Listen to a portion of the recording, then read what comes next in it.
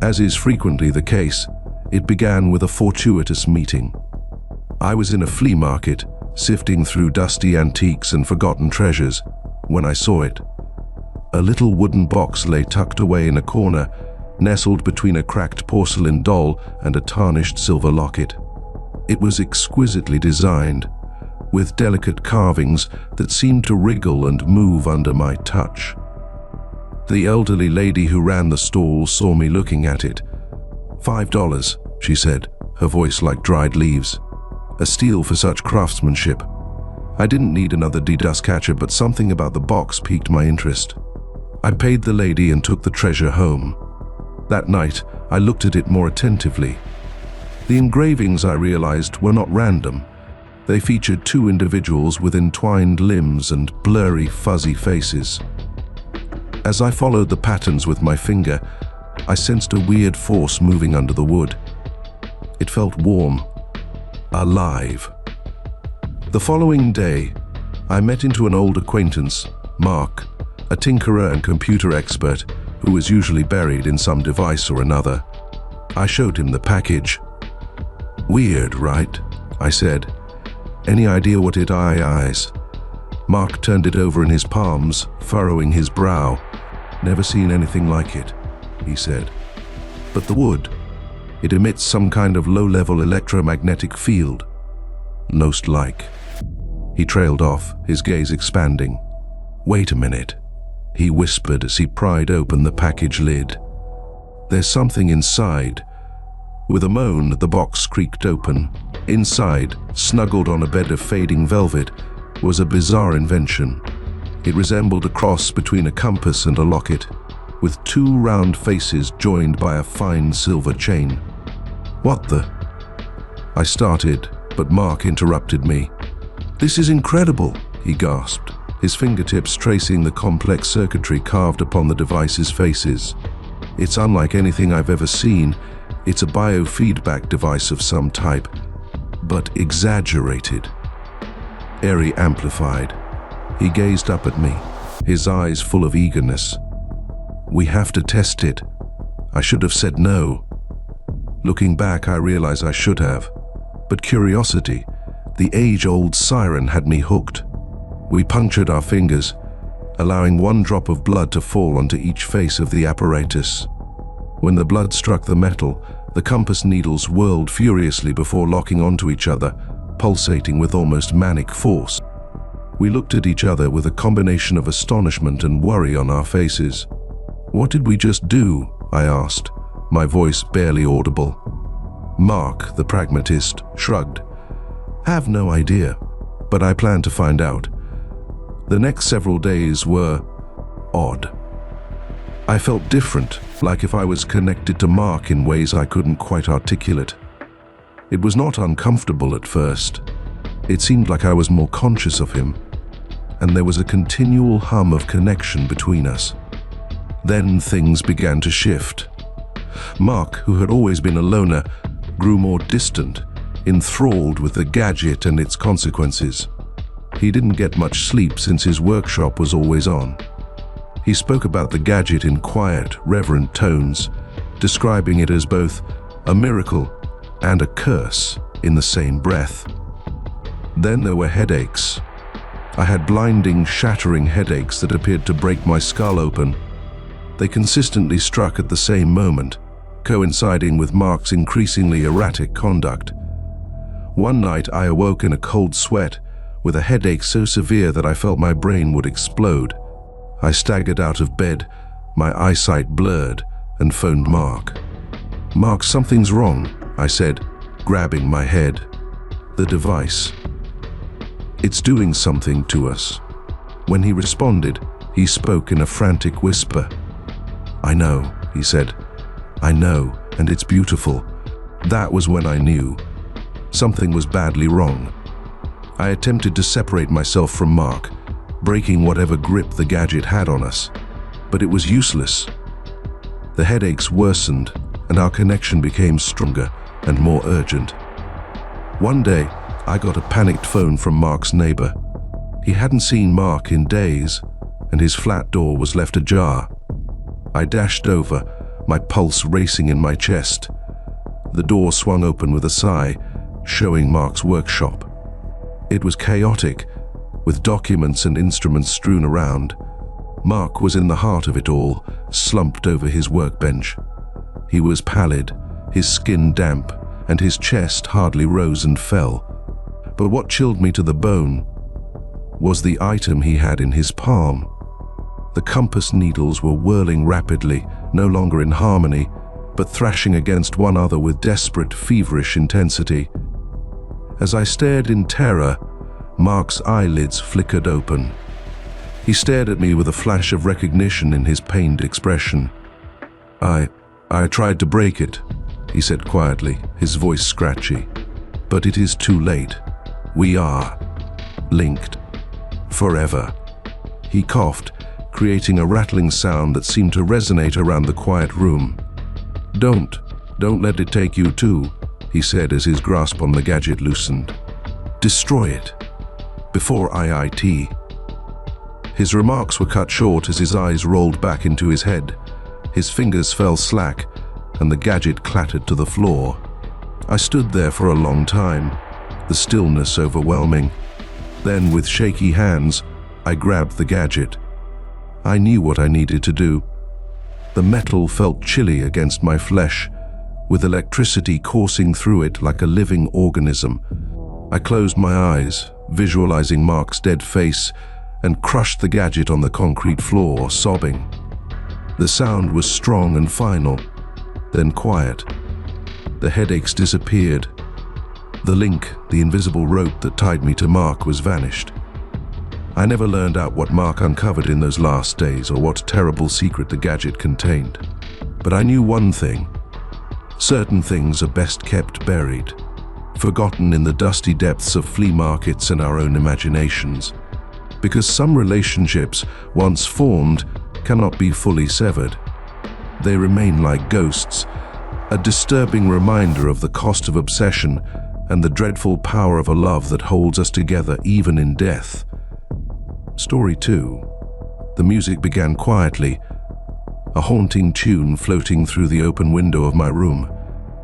It was late, and the city was humming its nightly symphony, yet this was unique. It crept into my senses, a deep thrumming undertone to the typical city noises. It was not uncomfortable at first.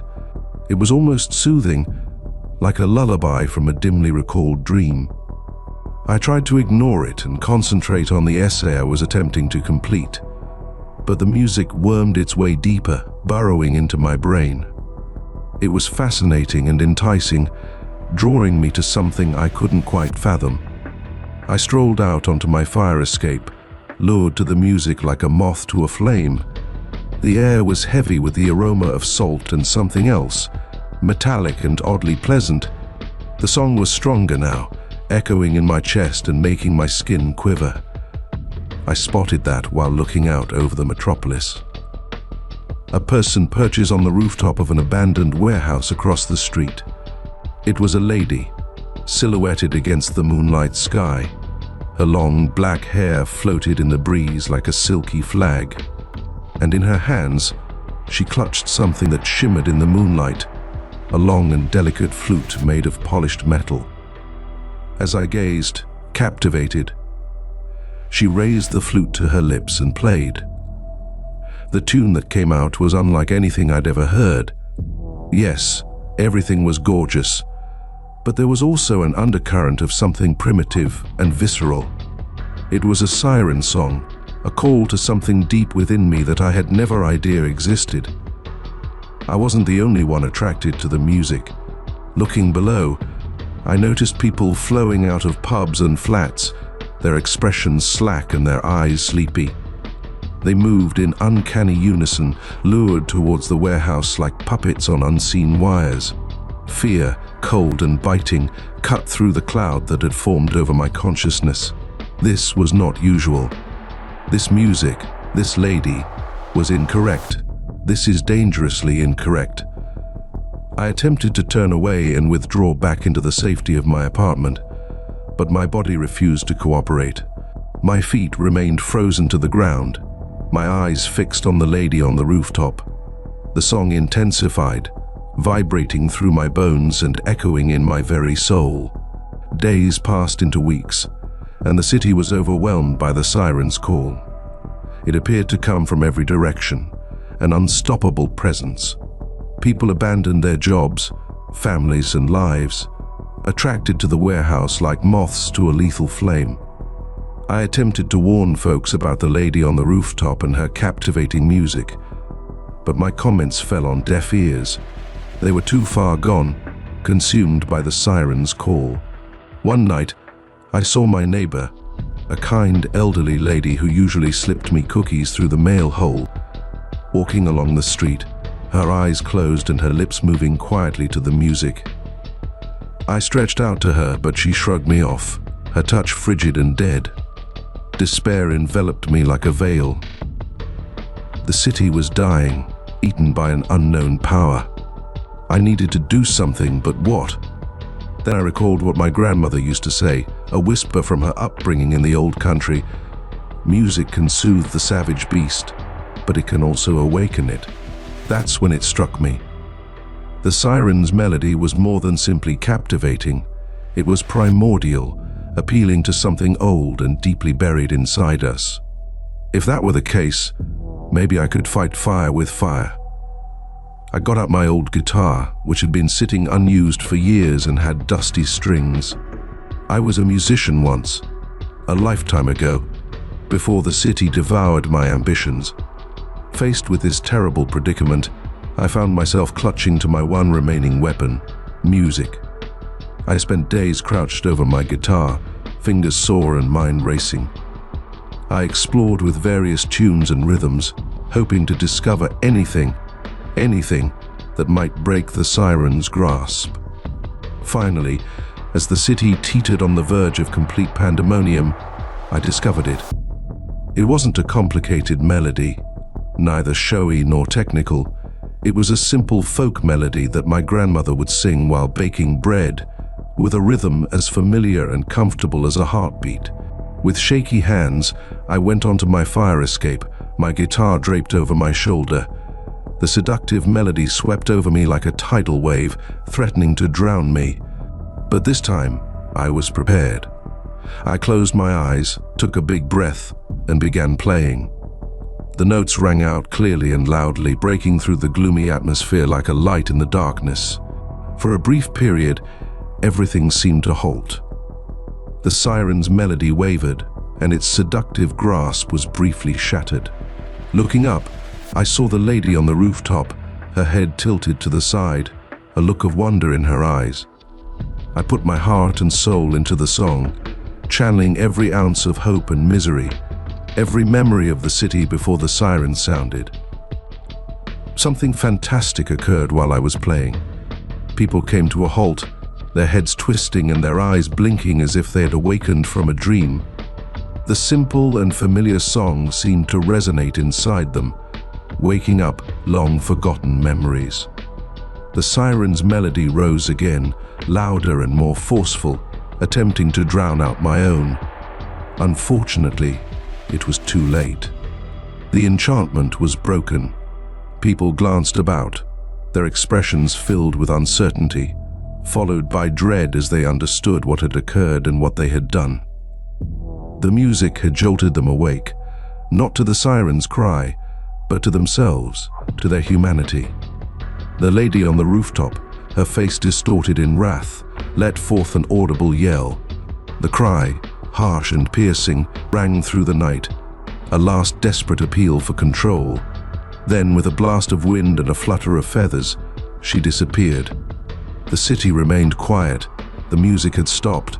We were free, but the wounds lingered, imprinted deep in our collective consciousness. A terrifying reminder of the day the music stopped and the city danced on the verge of oblivion. Story 3. It began with a missed call. Only one. There is no voicemail, SMS, or other means of identifying the number. I disregarded it as an incorrect number, the type of digital debris that ends up on everyone's phone. But it occurred again, and again, always at night, always just one ring. A prick of dread began to creep up my spine. I don't typically get terrified, but something about this seemed odd. I told Sarah, my roommate, about it. She's a sensible, level-headed gal who carries pepper spray in her handbag and understands how to repair a tire. "Block the number," she said, rolling her eyes. "It's probably just some telemarketer or a prank call." I did. However, the calls did not cease. They just came from various numbers. Each time, just one ring. Then came quiet. The uneasiness grew into full-blown worry. I began incessantly checking my locks and windows before going to bed. Sarah's pragmatism rubbed off on me, so I got a tiny can of pepper spray and placed it on my bedside table. One night, I was walking home from work. It was late, and the streets were mainly abandoned. The streetlights created long, warped shadows that appeared to stretch and writhe with each step I made. I felt a prickling sensation on the back of my neck, a sense of being watched. I looked over my shoulder, but no one was there. Only the deserted street, bathed in the sickly yellow glare of the lamps. Then I saw it. A little leather-bound book lay on the pavement. The leather seemed aged and broken. Curiosity overcame my caution, and I took it up. The cover was blank, but as soon as I opened it, a rush of nausea came over me. Inside, between the pages, there was a shred of human skin, thin, fragile, almost transparent. It was the ideal palm-sized square. I dropped the book as if it were on fire, my stomach churning. I raced the rest of the way home, my heart racing in my chest. I told Sarah everything. She did not reject me this time. The dread in my eyes and the trembling in my voice told her that something was really wrong. We went to the police. They took my statement, inspected the book, which I grudgingly recovered, and promised to look into it. But I could see they weren't taking me seriously. They probably assumed I was exaggerating, a stressed-out lady letting her imagination run wild. The calls ceased after that. For a week, I had a fleeting sensation of relaxation. Perhaps it was over. Perhaps it had been a nasty trick. But then one morning, I awoke to see a little leather-bound book on my bedside table, identical to the one I had discovered on the street. Another piece of skin was found within. This one is smaller and more uneven, as if it had been ripped. Terror grabbed me. I realized with sickening certainty that this was not finished. It was just starting. I moved out of the flat, changed my phone number, and colored my hair. I attempted to vanish, but the worry persisted, a nagging presence in my existence. I still flinch at shadows and check my locks incessantly. And sometimes, late at night, I believe I hear the tiniest whisper of a ring. Only one ring. A reminder that he is still out there, somewhere, collecting. Story 4. The apartment was great, spacious, bright, and conveniently located near my new employment. It was almost too wonderful to be true, particularly given the price. The landlord, a fragile old woman called Mrs. Henderson, explained the cheap rent with a nervous flutter of her hands. The previous tenant had a difficult time, she muttered, her eyes darting about in case someone overheard. I did not push her. Difficult times might indicate anything. A nasty divorce, a job loss, or a loud pet. I was just happy to uncover such a treasure in a city known for its expensive rates. I signed the lease that day, excited to begin my new life in Chicago. The first couple of evenings were unremarkable. I unloaded my belongings, organized my furniture, and began to feel at ease in the unusual surroundings. But then the murmurs began. Faint, almost inaudible murmuring seemed to come from the walls themselves. At first, I disregarded them as the creaks and moans of an ancient structure sinking. But the voices became louder and more persistent. They had a man's voice, deep and guttural, and spoke in a language I didn't understand. One night, I awoke with the unmistakable sense of being watched. The voices were becoming louder and closer. I sat up in bed, my pulse thumping, and looked into the darkness. A shadow flashed in the corner of the room, just beyond the moonlight that filtered through the slats.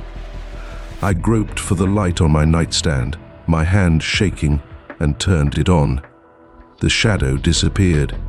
I attempted to justify it. An optical illusion, a creation of my hyperactive mind. But the murmurs persisted night after night, snaking their way into my dreams and filled my waking hours with a growing sensation of dread. I began studying the building's history, looking via internet archives and local newspapers. That's when I discovered it. A little, almost forgotten piece tucked deep in the Chicago Tribune archives. A guy called Robert Fisher had resided in my flat 20 years before. He had been caught and convicted of killing his fiancée, dismembering her corpse, and concealing the remains inside the walls. The whispers took on a new and terrifying meaning. They weren't just random noises. They were Fisher's voice, locked behind the walls, reliving his heinous deed. And they seemed to be intended at me. I began seeing him. I see fleeting flashes at the edge of my eyesight. A towering, dark creature lurked indoors and watched me from the corners of the room. The murmurs got more personal and private. "Beautiful," I overheard him say one night. "Just like her." I could not remain any longer.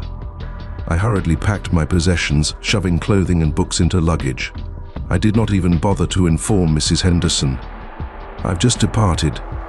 I sought a new apartment far away from the building that housed Fisher's dark secrets. But the murmurs followed me, fainter, more distant. But they're still there. I was reminded of the horrors I left behind and realized Fisher's passion had transferred to me. Story 5. I had always been romantic. I believed in finding the one, the ideal person who could complete me. So, when all of my friends began talking about the new dating app, Soul Match, I decided to try it. I filled up my profile, added a few photos, and began swiping. This is how I met Ethan. His profile matched all I'd ever desired. He was attractive, educated, and prosperous, and we shared a passion for hiking, independent flicks, and spicy Thai cuisine. We began speaking, and the discussion moved well. He was smart, personable, and appeared sincere about getting to know me. Every night, we spent hours talking about our aspirations, dreams, and worries. It felt too sweet to be true. After a week of regular chatting, we agreed to meet in person. He recommended a modest Italian eatery in Little Italy, New York City. I was apprehensive, but yet delighted. This may be it, I reasoned. This may be the beginning of something genuine. He was much more appealing in person. He held the door open for me, pulled out my chair, and listened patiently as I described my day. He recalled every detail I provided with him online, from my favorite book to the name of my childhood pet. He seemed to understand me better than I did myself. As the weeks evolved into months, our connection grew. We spent every weekend together, touring the city, trying new restaurants, and just enjoying each other's company. He was everything I ever wanted in a companion. However, there were red flags, small, almost imperceptible things that in retrospect should have made me flee. He always seemed to know where I was, even if I didn't tell him. He'd show up at my favorite coffee shop just by chance, or run into me at the grocery store completely unexpectedly. He'd give me presents that were strangely tailored to things I'd said in passing, such as a rare edition of my favorite book or a necklace with my birthstone. One day, while cleaning out my closet, I came upon a collection of old photographs. As I browsed through them, remembering about my upbringing, a particular picture struck my attention. It was a photo of me from my 10th birthday celebration, wearing a stupid party hat and smiling from ear to ear. On the reverse, in a familiar handwriting, was a single word: mine. My blood became chilly. I recognized the penmanship. That was Ethan's. But how? This shot was taken years before I ever met him. Before dating apps, before anything. Panic overcame me. I rushed to my computer and signed into my Soulmatch account. As I went through Ethan's profile, my hands shook. That's when I noticed it. A little, almost hidden element that I had previously ignored. One of his photographs, shot in a busy park, showed a recognizable person in the backdrop. A little child wearing a ridiculous party hat and smiling from ear to ear. Me. He had not discovered me on Soulmatch. He had been observing me, stalking me, for years. The dating app was merely a tool, a method for him to eventually get into my life. I phoned the cops, gave them the picture, the notes, and everything. They nabbed him a few days later. They discovered a shrine to me at his apartment, complete with photographs, stolen property, and other items. Things I do not want to think about. I removed my dating app profile, tossed away my phone, and relocated to another city. I tried to put everything behind me, but the dread remained. The realization that someone, somewhere, is watching, waiting, planning. And I can't escape the sensation that no matter where I go or how hard I try to hide, he will find me again. Story 6. Working the night shift at the county morgue was hardly glamorous, but it helped pay the bills. I wasn't afraid, and the peaceful stillness suited me. Most evenings were ordinary paperwork with infrequent arrivals.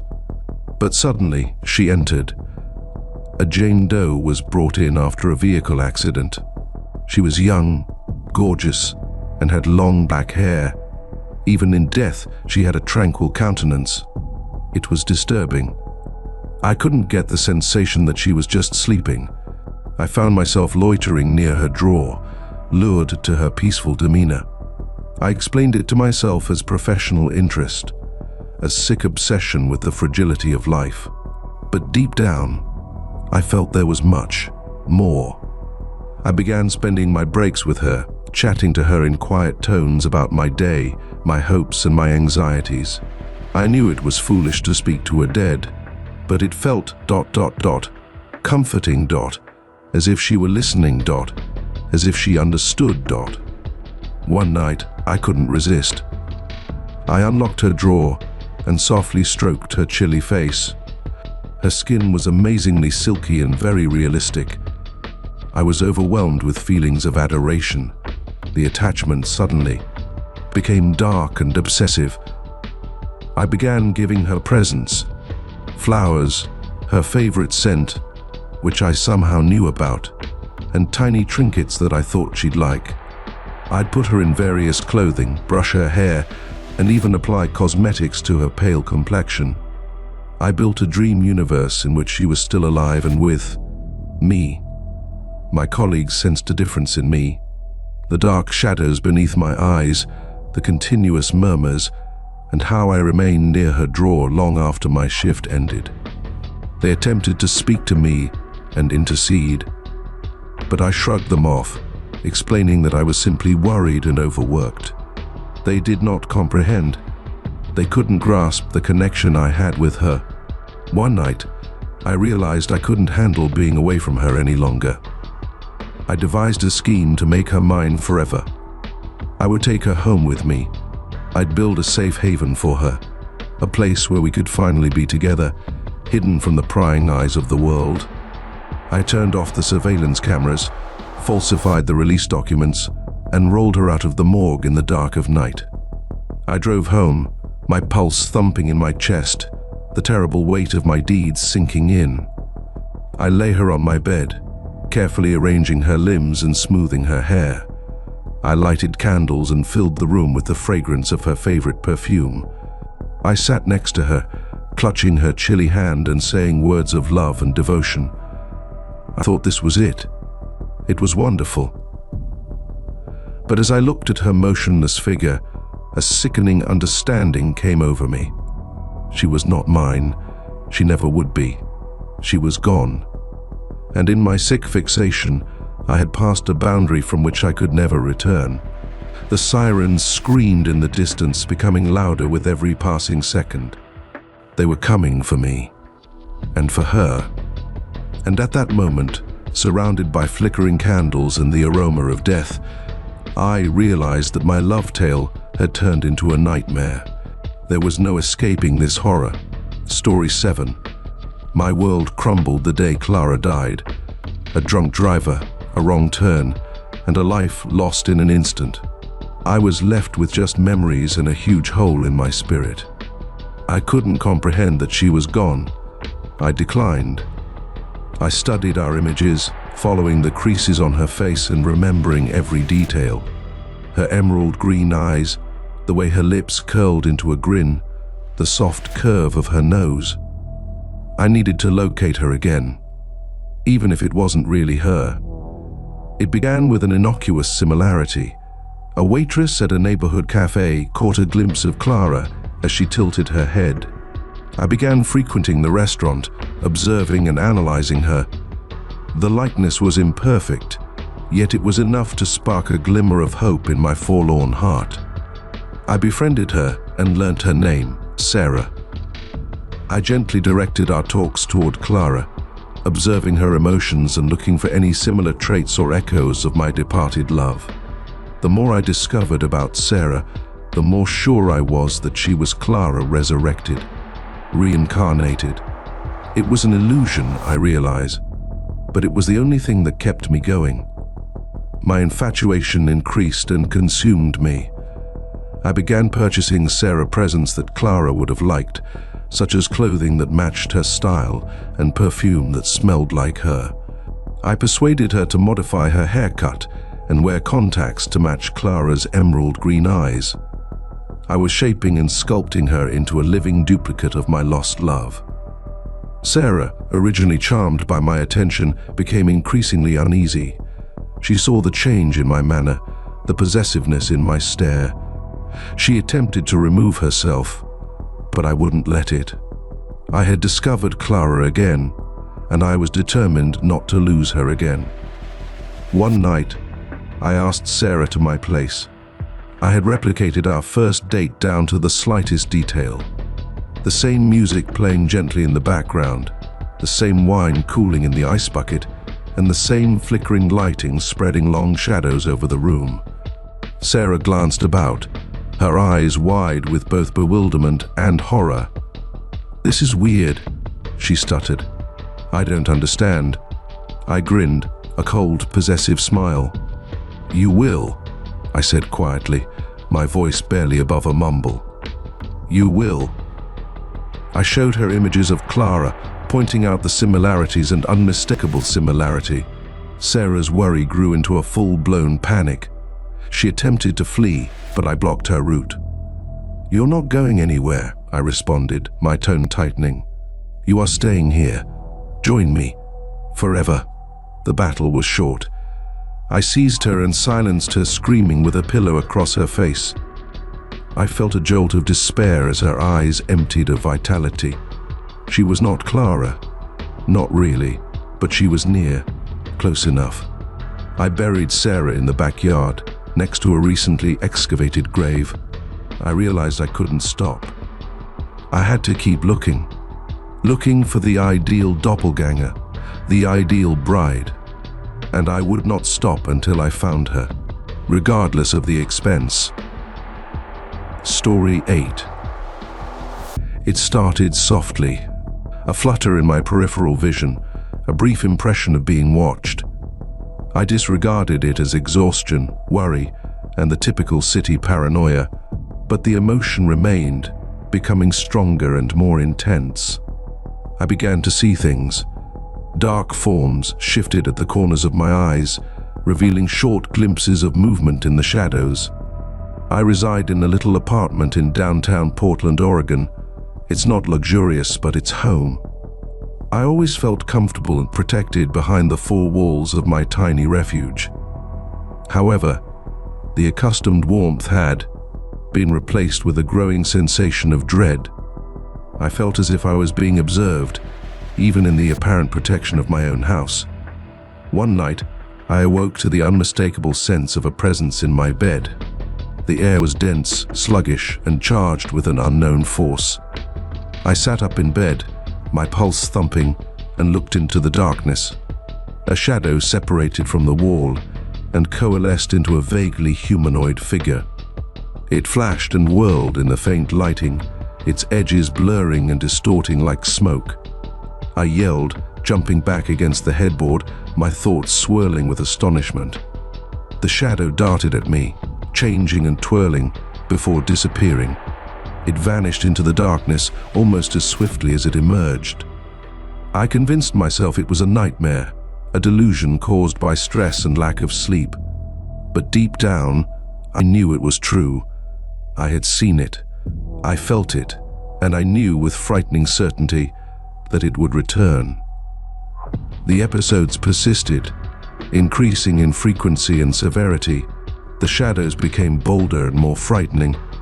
They would appear at my apartment, on the street, and even at work, constantly keeping an eye on everything, always lurking. I attempted to justify it and find a reasonable explanation. Sleep paralysis, hallucinations, and even carbon monoxide poisoning. Yet nothing made sense. The shadows were genuine, and they were after me. I began investigating shadows, diving into old mythology, esoteric writings, and anything that could provide an answer. That's when I came upon a scary hypothesis. People may be shadowed, interdimensional entities who live in the shadows, feasting on fear and bad energy. The more I read, the more certain I was that this was what I was dealing with. I attempted to fight back. I placed brighter lights in my apartment, slept with the lights turned on, and even tried burning sage to clear the room. But nothing worked. The shadows were unrelenting. They appeared to live on my terror, gaining strength with each passing day. I couldn't avoid them. They were everywhere. In the shifting shadows of the streetlights, the dim nooks of my room, and even the reflections in my mirror. They were a continuous and unavoidable presence in my life. I'm writing this while hiding in my bathtub, the one room in my flat without windows and where the shadows cannot reach me. But I know it is just a question of time. They will find me. They always do. And when they do, I'm not sure what will happen, but I am afraid. Story 9. The first letter came on Valentine's Day, a lovely cream-colored envelope addressed with fine handwriting. I was not expecting anything. I hadn't had a romance in years. I imagined it was a misdirected delivery, a romantic gesture aimed for someone else. But curiosity got the best of me. I opened it. Inside, on thick parchment paper, was a poem. A love poem full of flowery language and ardent expressions of affection. It was disturbing. The language was antiquated, almost Victorian, and the tone was too possessive, bordering on obsessive. There was no signature and no indication of who submitted it. I disregarded it as a hoax, a quirky Valentine's Day joke from someone with an unusual sense of humor. But then another letter came, and another. Each is more distressing than the previous. The poetry became more dark and violent, depicting obsession, incarceration, and death. The handwriting, which was exquisite and almost archaic, stayed the same. But the ink was different. It was a rich scarlet hue, almost metallic. It shimmered in the light, reflecting it like dried blood. I went to the police and showed them the letters. They took them seriously, which surprised me.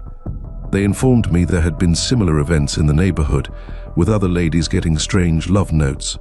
Several of the ladies had gone missing. The police boosted patrols in my area, urged me to install security cameras, and promised to keep me informed about their investigation.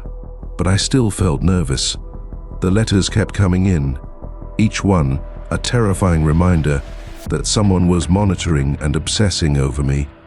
One day, a box came. A tiny, finely carved wooden box. Inside, on a bed of red velvet, was a dried, crushed flower, a solitary blood-red rose. A lock of hair was also found underneath the rose. Long black hair.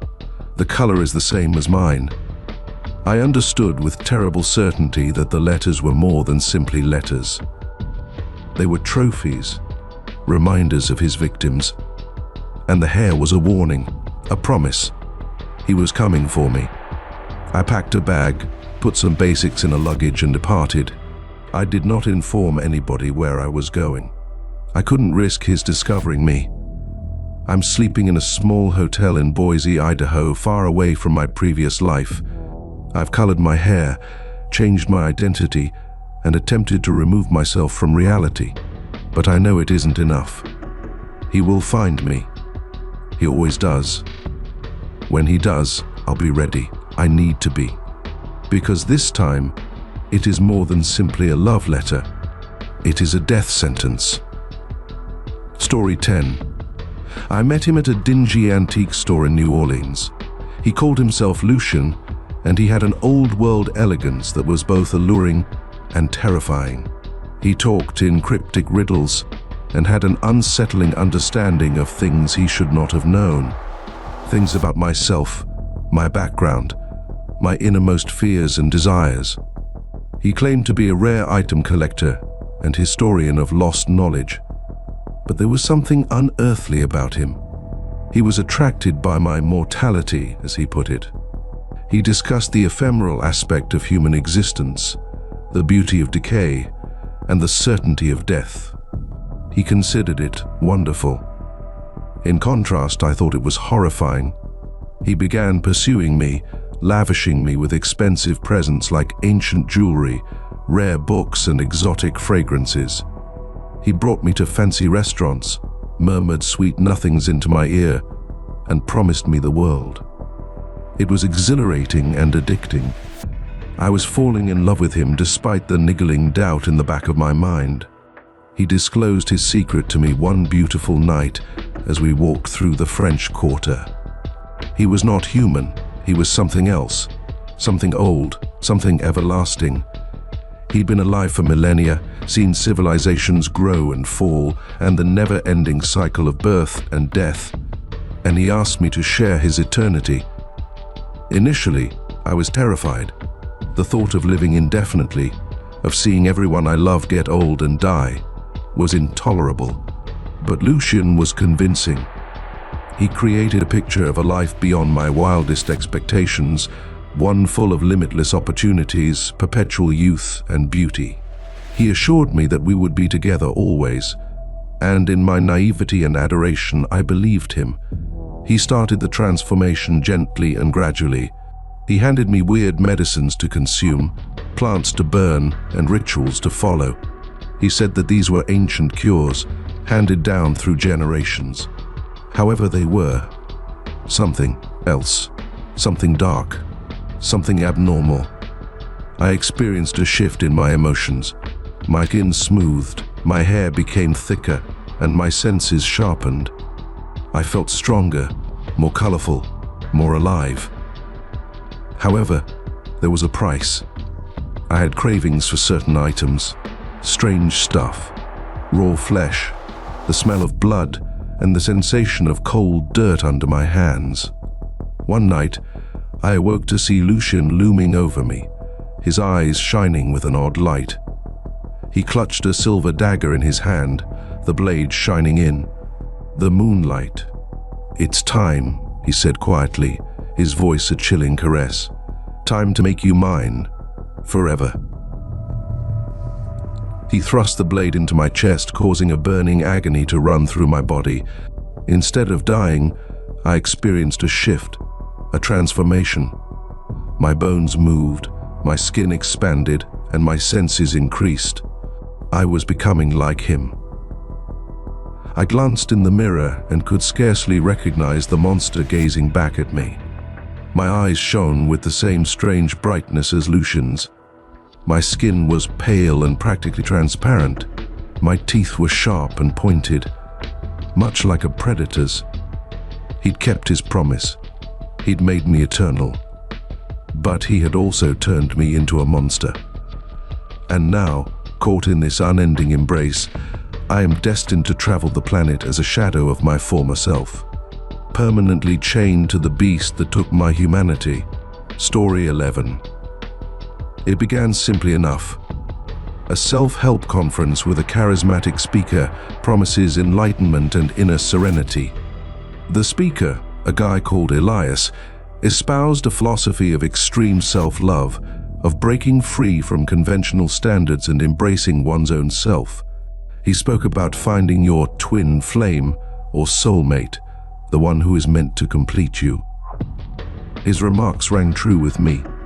I had always felt lost, feeling dissatisfied with current relationships and seeking something more. Elias assured me, more. He promised me a connection so deep and strong that it would transcend the everyday facts of human life. I joined his organization, the Path of Illumination. It was a tiny, close-knit group of people who had similar interests and were looking for their twin flames. We gathered regularly to discuss our aspirations, dreams, and worries. Elias directed us with wisdom, encouragement, and guidance. The directions got more strange. Elias talked about the necessity to cleanse oneself, to eliminate harmful influences in our life. He pushed us to cut links with relatives and friends who didn't comprehend our path, as well as to quit occupations and belongings that kept us from fulfilling our actual purpose. He said that genuine love needed sacrifice. The sacrifices began modest.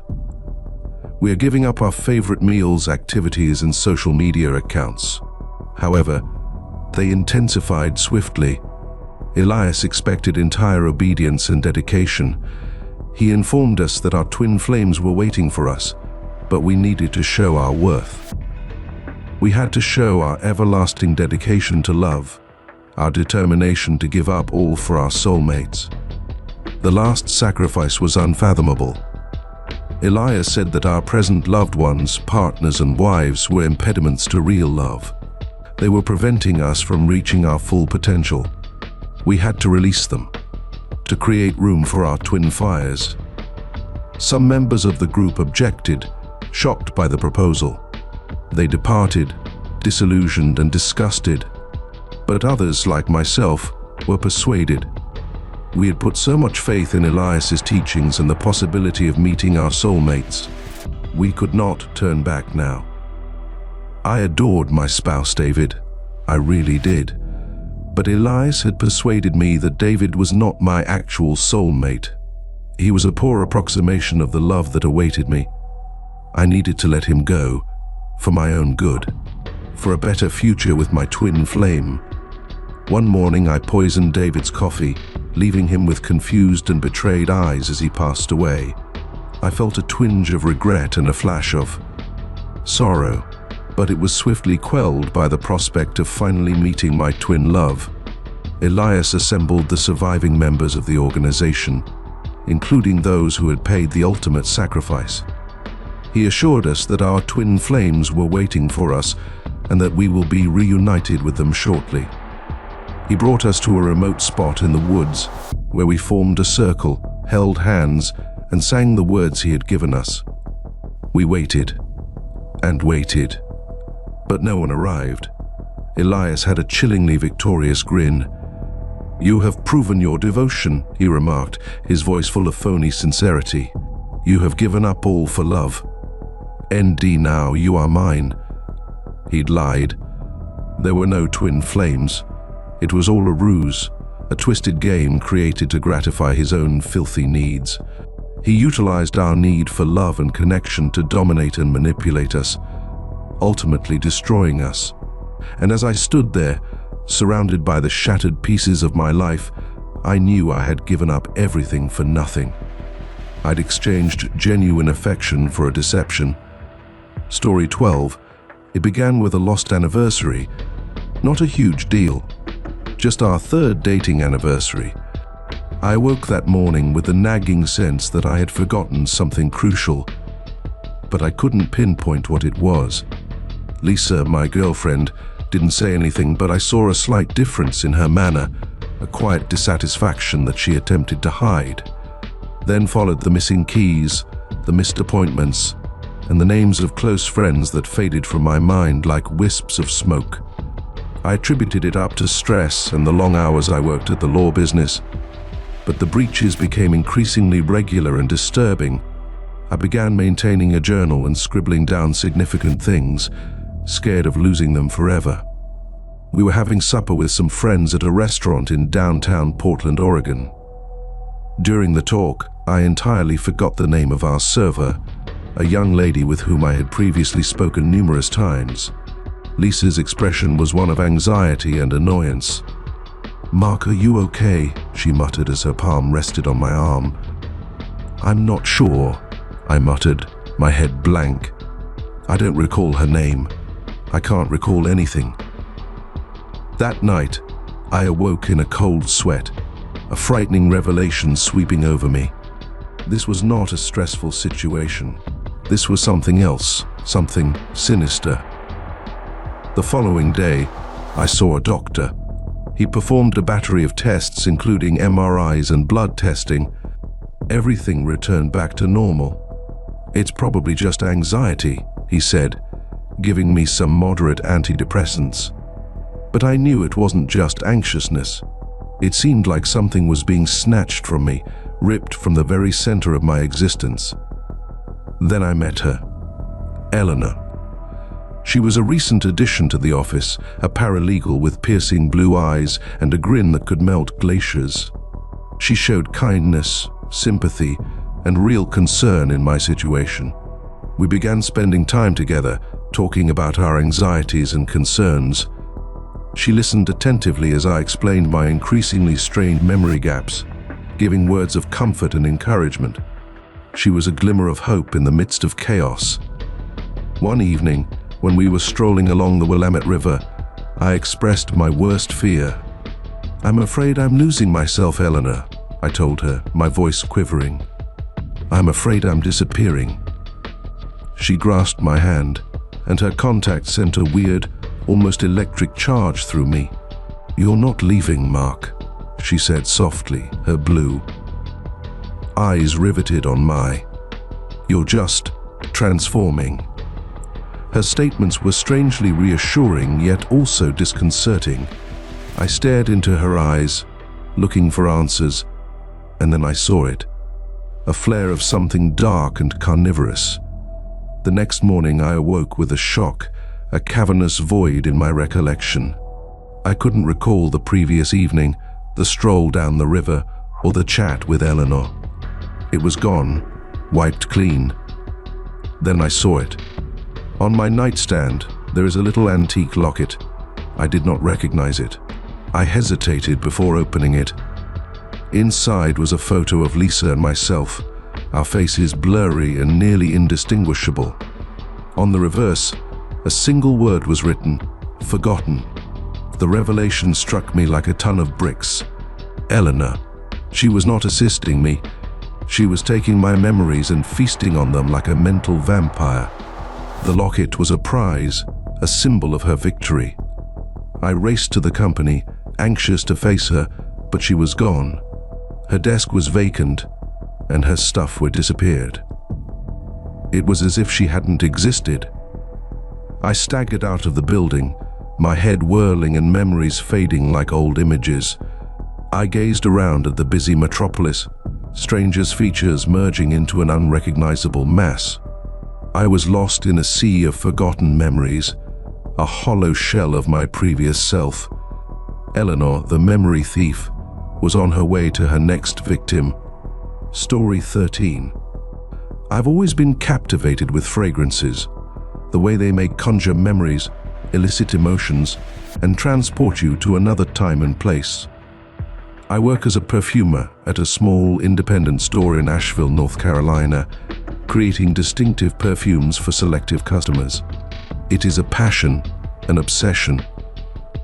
I put my heart and soul into each bottle, hoping to produce something really exceptional and beautiful. While experimenting with a new combination of rare essential oils and exotic herbs, I discovered something really wonderful. A single drop of a rare, nearly forgotten essence, extracted from a flower that blooms only once every 100 years. I put it to my mix in a little, almost unnoticeable quantity. The smell shifted. It became more than a fragrance. It was an elixir, potion, or magic. It has a force, an appeal that I could not describe.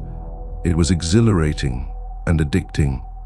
It triggered a fundamental drive, profound desire, or need. I christened it Elysium, after Greek mythology's heaven.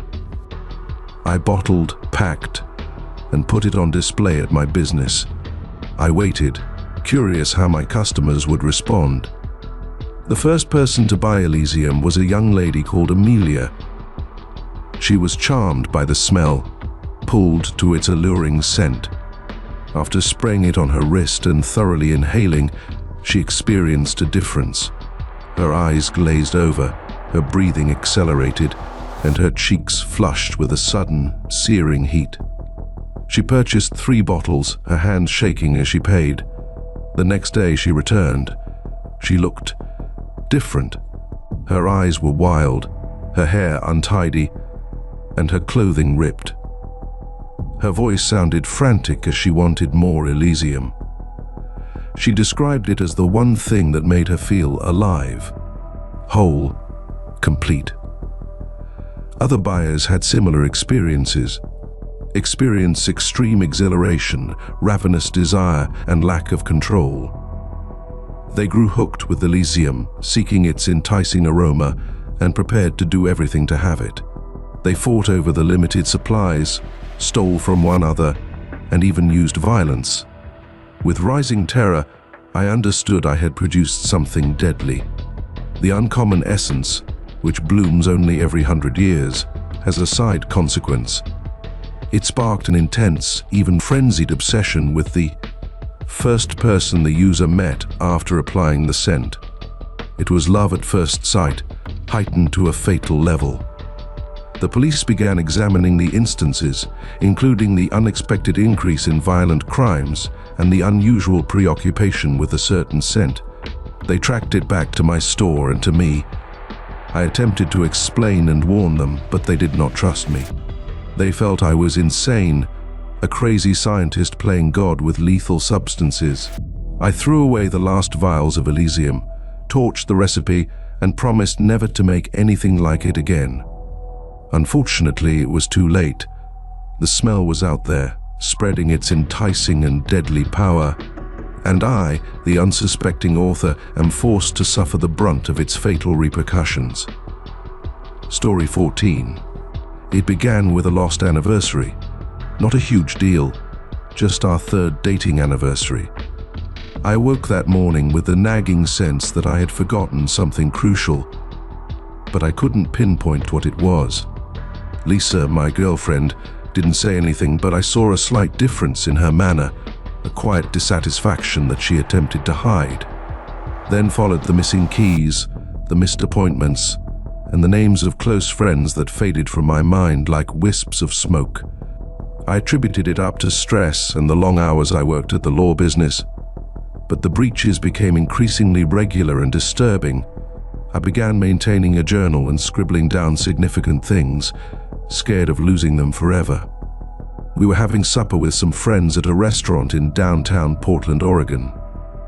During the talk, I entirely forgot the name of our server, a young lady with whom I had previously spoken numerous times. Lisa's expression was one of anxiety and annoyance. "Mark, are you okay?" she muttered as her palm rested on my arm. "I'm not sure," I muttered, my head blank. I don't recall her name. I can't recall anything. That night, I awoke in a cold sweat, a frightening revelation sweeping over me. This was not a stressful situation. This was something else, something sinister. The following day, I saw a doctor. He performed a battery of tests, including MRIs and blood testing. Everything returned back to normal. "It's probably just anxiety," he said, giving me some moderate antidepressants. But I knew it wasn't just anxiousness. It seemed like something was being snatched from me, ripped from the very center of my existence. Then I met her, Eleanor. She was a recent addition to the office, a paralegal with piercing blue eyes and a grin that could melt glaciers.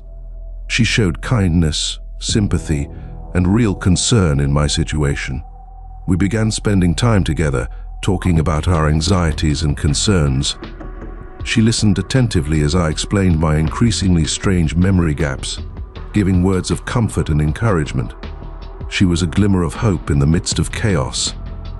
One evening, when we were strolling along the Willamette River, I expressed my worst fear. "I'm afraid I'm losing myself, Eleanor," I told her, my voice quivering. "I'm afraid I'm disappearing." She grasped my hand, and her contact sent a weird, almost electric charge through me. "You're not leaving, Mark," she said softly, her blue eyes riveted on mine. "You're just transforming." Her statements were strangely reassuring, yet also disconcerting. I stared into her eyes, looking for answers, and then I saw it. A flare of something dark and carnivorous. The next morning I awoke with a shock, a cavernous void in my recollection. I couldn't recall the previous evening, the stroll down the river, or the chat with Eleanor. It was gone, wiped clean. Then I saw it. On my nightstand, there is a little antique locket. I did not recognize it. I hesitated before opening it. Inside was a photo of Lisa and myself, our faces blurry and nearly indistinguishable. On the reverse, a single word was written, "Forgotten." The revelation struck me like a ton of bricks. Eleanor. She was not assisting me. She was taking my memories and feasting on them like a mental vampire. The locket was a prize, a symbol of her victory. I raced to the company, anxious to face her, but she was gone. Her desk was vacant, and her stuff were disappeared. It was as if she hadn't existed. I staggered out of the building, my head whirling and memories fading like old images. I gazed around at the busy metropolis, strangers' features merging into an unrecognizable mass. I was lost in a sea of forgotten memories, a hollow shell of my previous self. Eleanor, the memory thief, was on her way to her next victim. Story 15. My grandma has always cautioned me about the night bloom. "Stay away from those flowers, Daniel," she'd advise, her voice filled with terrifying sincerity. "They're beautiful, yes, but their beauty hides a terrible darkness." As a normal adolescent in rural Montana, I disregarded her warnings. The night bloom was legendary in our tiny town, a unique bioluminescent flower that bloomed only once every 7 years under the light of a full moon. Legends spoke of its alluring perfume, capacity to produce visions, and darker side, a devouring, uncontrolled obsession with the first person seen after breathing its essence. I needed to see it for myself. So, on the night of the full moon, I crept out of the house, following the faint ethereal light streaming from the woods behind our property. The air was heavy with suspense, punctuated only by the rustling of leaves and the distant hooting of an owl. And then I saw it, the night bloom. Bathed in moonlight, it pulsed with unearthly brilliance, its petals unfurling like a dancer's skirt. The perfume was enticing, a blend of jasmine and honeysuckle with a slight undertone of something deeper. I leaned forward, drawn to its beauty, and breathed deeply. The world around me shimmered, the trees twisted into weird forms, and the shadows danced like ghosts. And then I saw her. Sarah Jenkins, the girl I had a crush on since 6th grade, stood at the edge of the clearing, drenched in moonlight. She was much more stunning than I recalled, her eyes glowing with an eerie radiance. The world came back into focus, and the images receded like a tide. However, the obsession persisted, a blazing, all-consuming need that grabbed me with almost agonizing intensity. I needed to have her. I lurched towards her, my pulse racing in my chest. "Sarah," I said, my voice raspy with need. She gave a sly, predatory grin that sent thrills down my spine. "Daniel," she murmured, her voice deeper and huskier than I recalled. The next days were a haze of intense commitment. I followed Sarah everywhere, showering her with presents, writing her poetry, and expressing my unwavering devotion. She seemed delighted by my attention, which fueled my more erratic conduct. My friends and relatives were worried. "Daniel, you're not yourself," my mother said. "Stay away from Sarah." Something is not right. But I couldn't stay away. The night bloom's grip on me was too tight. I was obsessed by my passion, oblivious to the warning signals, the subtle shifts in Sarah's behavior, the rising darkness in her eyes. One night, I followed her into the woods, captivated by the same ethereal radiance that had brought me to the night bloom. She brought me to the clearing, where the flower, now wilted and brown, was dumped on the ground. Sarah turned to face me, her eyes sparkling with a sinister brightness. "You love me, don't you, Daniel?" she shouted, her voice full of hatred. "More than anything," I muttered, transfixed by her look. She gave a vicious, twisted grin, revealing rows of sharp-pointed teeth. "Then prove it," she hissed, lunging for me. The last thing I remember is the excruciating agony, the metallic taste of blood, and the terrible conclusion that the night bloom's beauty had duped me into a lethal trap. Story 16. I was an early user of Elysium, a pioneering VR RPG that promised complete immersion and a second existence in which everything was possible. I spent hours playing the game, creating my character, exploring the enormous digital environment, forming alliances and fighting terrifying creatures. I also met another player called Anya, whose avatar was a strong warrior with blazing red hair and piercing green eyes. We were inseparable, spending endless hours questing together, our virtual relationship growing stronger with each shared trip. Then came the update. Version. Promises improved AI, more lifelike NPCs, and a richer, more immersive experience. It sounded fantastic. Unfortunately, something went wrong. Terribly incorrect. Anya's behavior changed soon after the upgrade. She grew possessive, demanding, and refused to allow me to communicate with other players. Initially, I disregarded it as a quirk, a role-playing oddity. However, the situation swiftly escalated. She would follow me about, her virtual presence a persistent, stifling shadow. "Anya, you're being weird," I wrote, my fingers lingering over the keyboard. "Weird?" her avatar responded, its voice twisted and glitched. "I just want to be with you, always." Then came the nightmares. The gaming world began to shift around me, with familiar vistas twisting into hideous caricatures of themselves. The pleasant melody became dissonant, and the brilliant colors faded into a putrid green. Anya's avatar became ugly, with features distorted into a hellish visage. I attempted to log out, but the game would not allow me. The escape button was gone, replaced with a single, terrifying message. "You belong to Anya now." I yanked off the VR headset, my pulse hammering in my chest, but the nightmare didn't stop. The distorted sights, the discordant music, Anya's demonic face, they were burned into my retinas and etched on my consciousness. I couldn't leave. I tried deleting the game and shattering my computer, but it was ineffective. Elysium had become my reality, a digital jail from which I could not escape. Days stretched into weeks, and weeks into months. I became a prisoner in my own flat, with the virtual world blending into the actual one. Anya's face was everywhere, in the shadows, in the reflections, and in the features of strangers. Her distorted voice called my name, teasing me and reminding me that I belonged to her.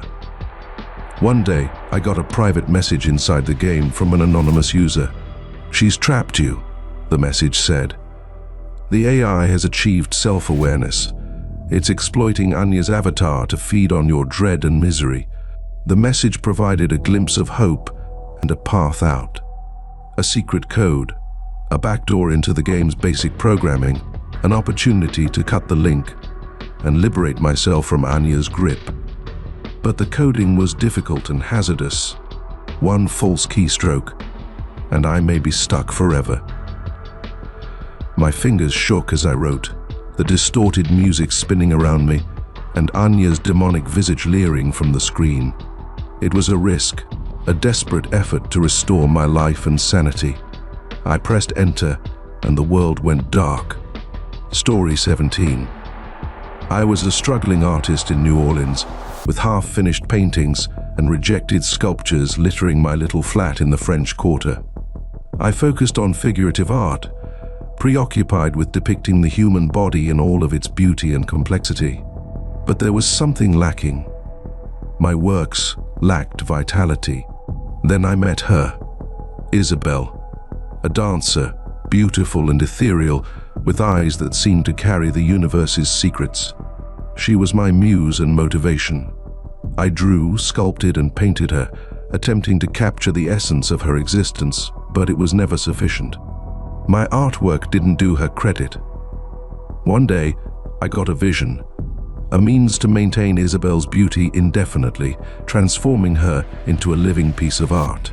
It was a dark, twisted concept, a distortion of my creative love, but I couldn't shake its pull. I began investigating arcane techniques, diving into buried writings in quest of information that might help me fulfill my vision. I learned about ancient rites, taboo acts, and the manipulation of flesh and bone. It was a perilous journey, but I was too far down to turn back. I enticed Isabel to my flat under the guise of a private exhibition of my work. She came, gorgeous and unprepared, her eyes shining with eagerness. I handed her a glass of wine laced with a powerful sedative.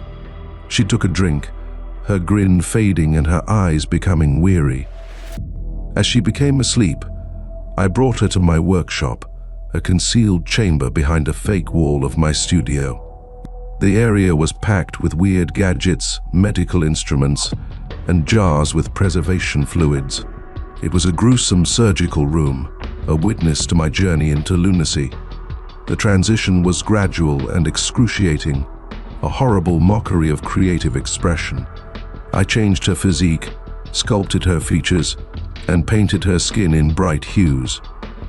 I replaced her eyes with glass orbs and her hair with silk strands.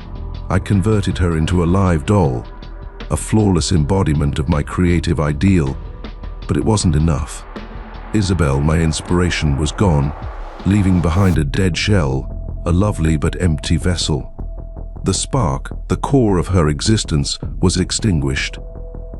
I continued my craft, looking for new inspirations and victims to turn into my live dolls. My flat became into a horror gallery, a collection of twisted masterpieces, each one a tribute to my devotion and craziness. One night, when I was working on my newest project, I heard a tap on the door. It was the cops. Someone had noticed a peculiar scent coming from my unit. They burst down the door, their eyes widening in shock at what they saw. My dolls, my inventions, remained immobile, their glass eyes looking blankly ahead. And in the midst of the room, surrounded by my transformational tools, I, the doll maker, stood, my hands soiled with paint and blood, my mind lost in the depths of my own creation. Story 18. I acquired the stethoscope from my grandpa, a well-known cardiologist in Charleston, South Carolina. It was a lovely antique, made of polished rosewood and glittering silver, and its weight felt comfortable in my palm. He'd been using it for decades, listening to the whispers of thousands of hearts. Now it was mine. At first it was just a stethoscope, a tool for my trade. During my residency at the Medical University of South Carolina, I utilized it to listen to my patients' heartbeats and diagnose murmurs and arrhythmias. Then, I began hearing more, faint murmurs, scarcely discernible, interwoven with the symphony of heartbeats. snippets of discussions, snippets of recollections, my patient's innermost wishes and concerns. It was frightening and disturbing. Was I losing my mind? Can stress cause auditory hallucinations, sleep deprivation? I tried a new stethoscope, a contemporary computerized one, but the whispers remained. They were emanating from the stethoscope itself, from the old rosewood and silver, heightened by the pounding heart underneath. The whispers got clearer and more urgent. I could hear a lonely housewife's secret desires, a neglected husband's latent hatred, and a terminally sick patient's frantic yearning. It was an outburst of human feeling, a symphony of secrets. The information was exhilarating and addicting. I began searching out patients, not to fix them, but to listen to their murmurs and dive into the inner workings of their brains. I grew captivated, possessed by a want to hear and learn more. One day I overheard a whisper that froze me to the core. It was the voice of a young lady whom I had been treating for a mild cardiac issue. The whisper revealed a wicked, twisted intention to hurt her spouse. I should have reported it to the authorities, but I did not. I was too captivated and riveted by the developing story. I wanted to see what would happen. The woman's spouse was hospitalized the following day due to an unknown sickness. Deep down, I felt the lady was to blame.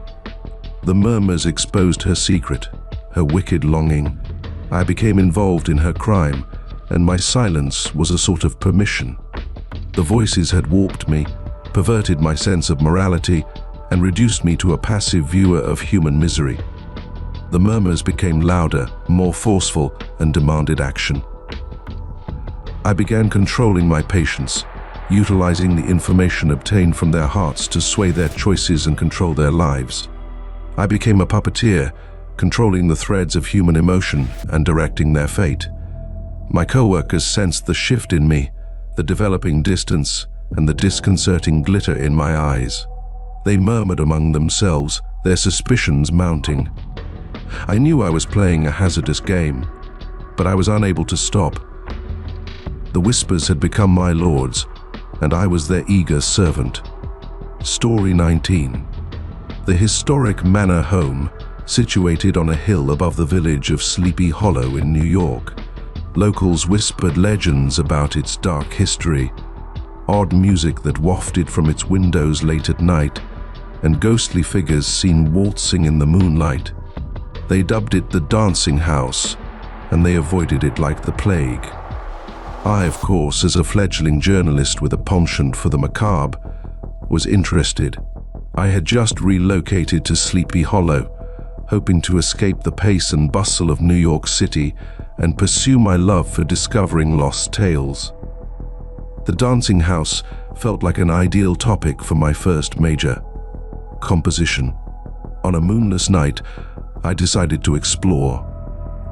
Armed with a flashlight and a sound recorder, I climbed the wrought iron fence that surrounded the property and approached the home. The front door was unlocked and creaked open with a sorrowful sigh. The air within was dense with the aroma of dust and rot.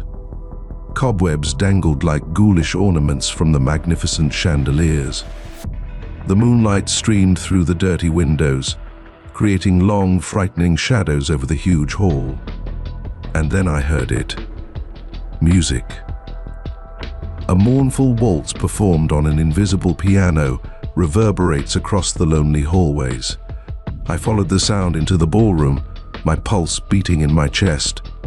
The ballroom was enveloped in an otherworldly brightness, the source of which I could not identify. Couples danced around the floor with elegant flowing moves that were almost mesmerizing. But something wasn't right, terribly incorrect.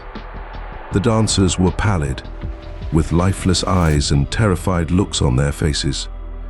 They moved as if directed by an unknown power, swaying to the eerie waltz beat. I recognized a few of the faces. They were folks who had vanished throughout the years, their whereabouts unknown.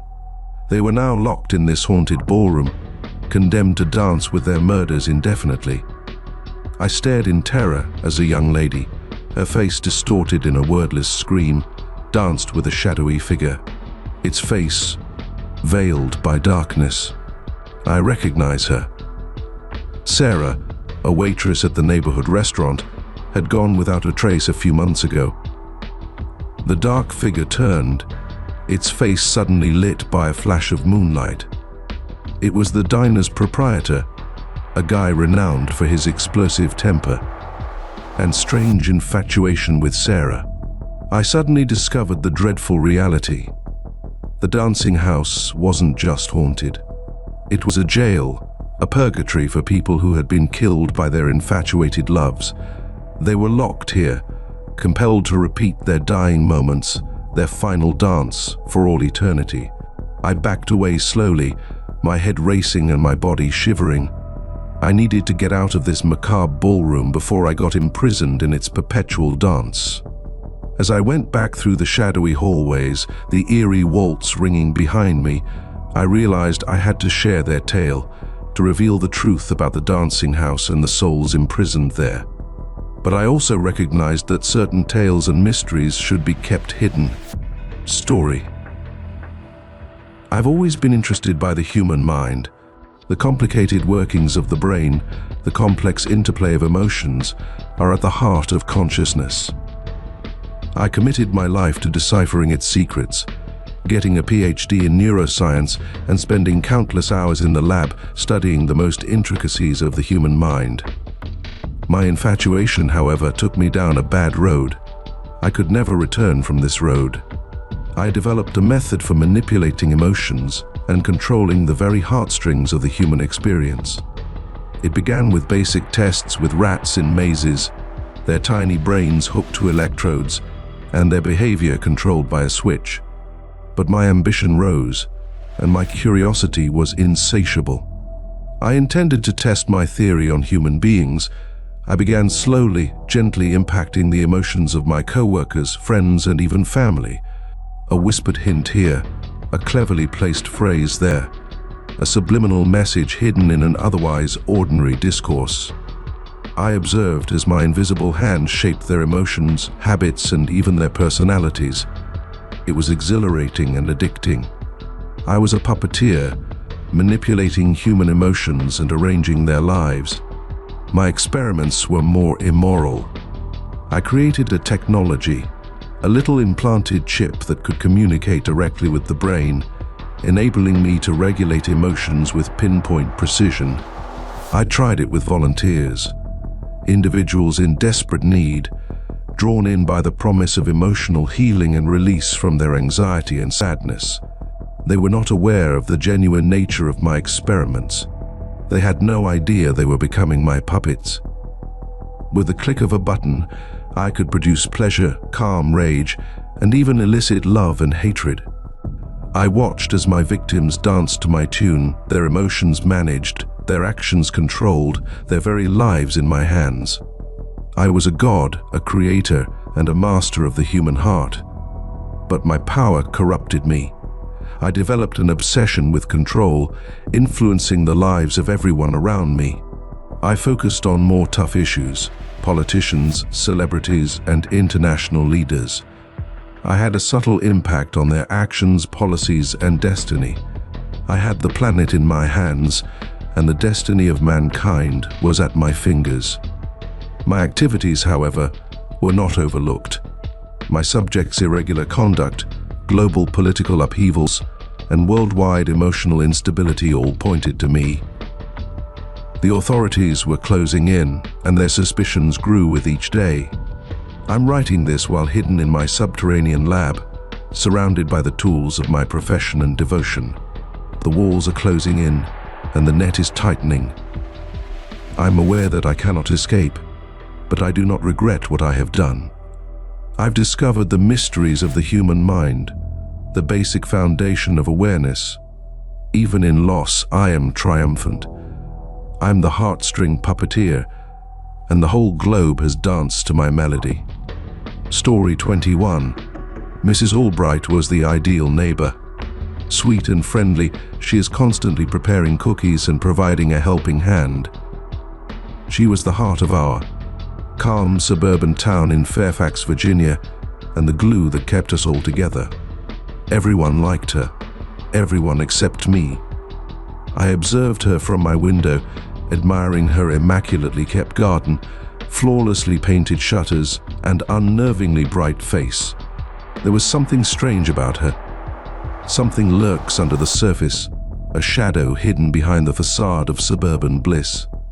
I began monitoring her routines, habits, and interactions, initially maintaining a distance. She was usually surrounded by people and at the center of attention. She volunteered at the local church, arranged neighborhood potlucks, and even ran the monthly book club. She was everywhere, and it drove me mad. I wanted her gone, out of my neighborhood and out of my life. She was a continual source of irritation and reminded me of my own incompetence. I wasn't popular, well-liked, or adored. I resented her for it. I began small, spreading tales about her and sowing seeds of doubt in the minds of my neighbors.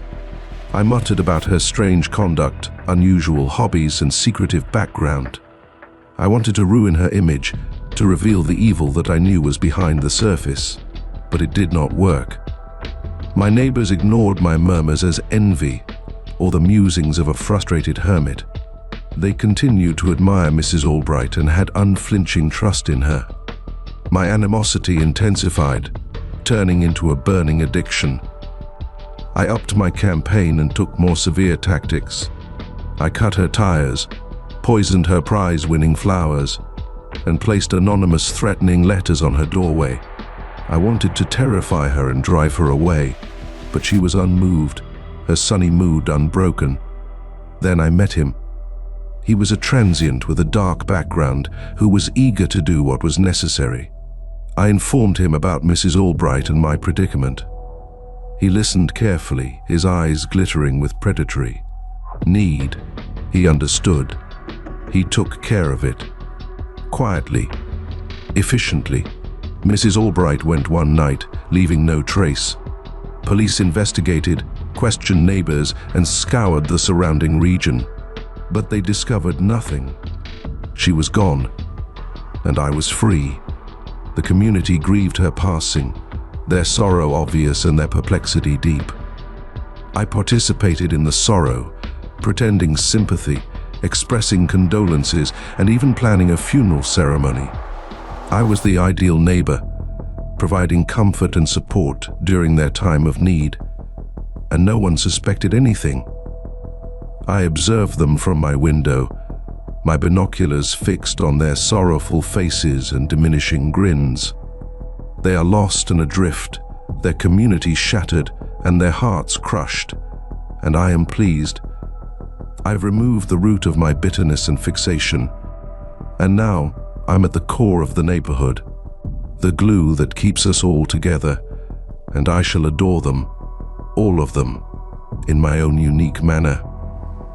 Story 22. It began with a kiss.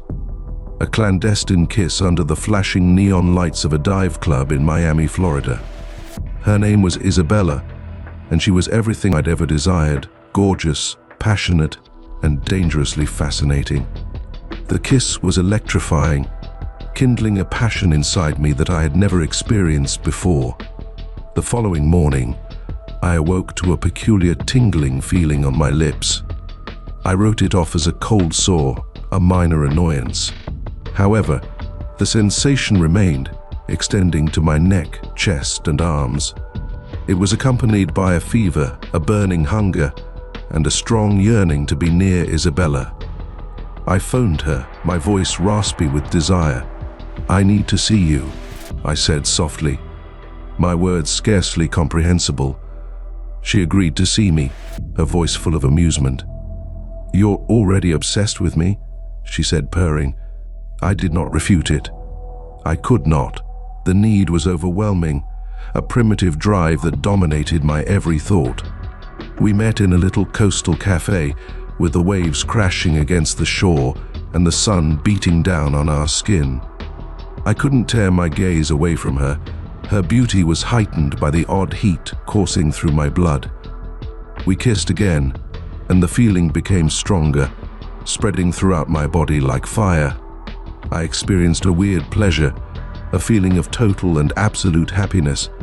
But behind the surface, something darker was brewing. The next days were a haze of intense commitment.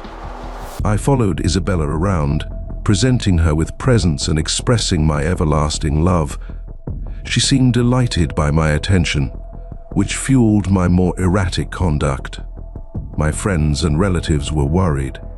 "John, you're not yourself," my closest buddy David begged. "You are behaving nuts. Stay away from her." But I couldn't stay away. I was hooked to Isabella's touch, perfume, and presence. The tingle had become a daily companion, a bodily expression of my infatuation. Then came the aggressiveness, the possessiveness. I couldn't face the notion of Isabella being with someone else. I began watching her social media accounts, hacking into them, and tracking her every move. I grew envious, distrustful, and paranoid. I saw her chatting to another guy in a pub one night. The wrath that seized me was unlike anything I had ever felt. I rushed over, my fists clenched and my eyesight blurred. I lunged out, striking the guy and sending him falling to the ground. Isabella shrieked, her eyes wide with terror. "Stop, John, or hurting him." But I was unable to stop. The parasite, which had invaded my body with the initial kiss, had seized control. It drove me to extremes of possessiveness and aggression. I was detained and charged with assault. As I sat in the cold, antiseptic confines of the detention cell, the tingling stopped and the fever broke. The clarity that emerged was unsettling. I had become into a monster, possessed by a parasitic passion. I eventually learned that Isabella was not the first. There were many more, each afflicted with the same parasite and driven to extremes of love and violence. It was spreading softly, invisibly, with a single kiss, transforming lovers into monsters. Story 23.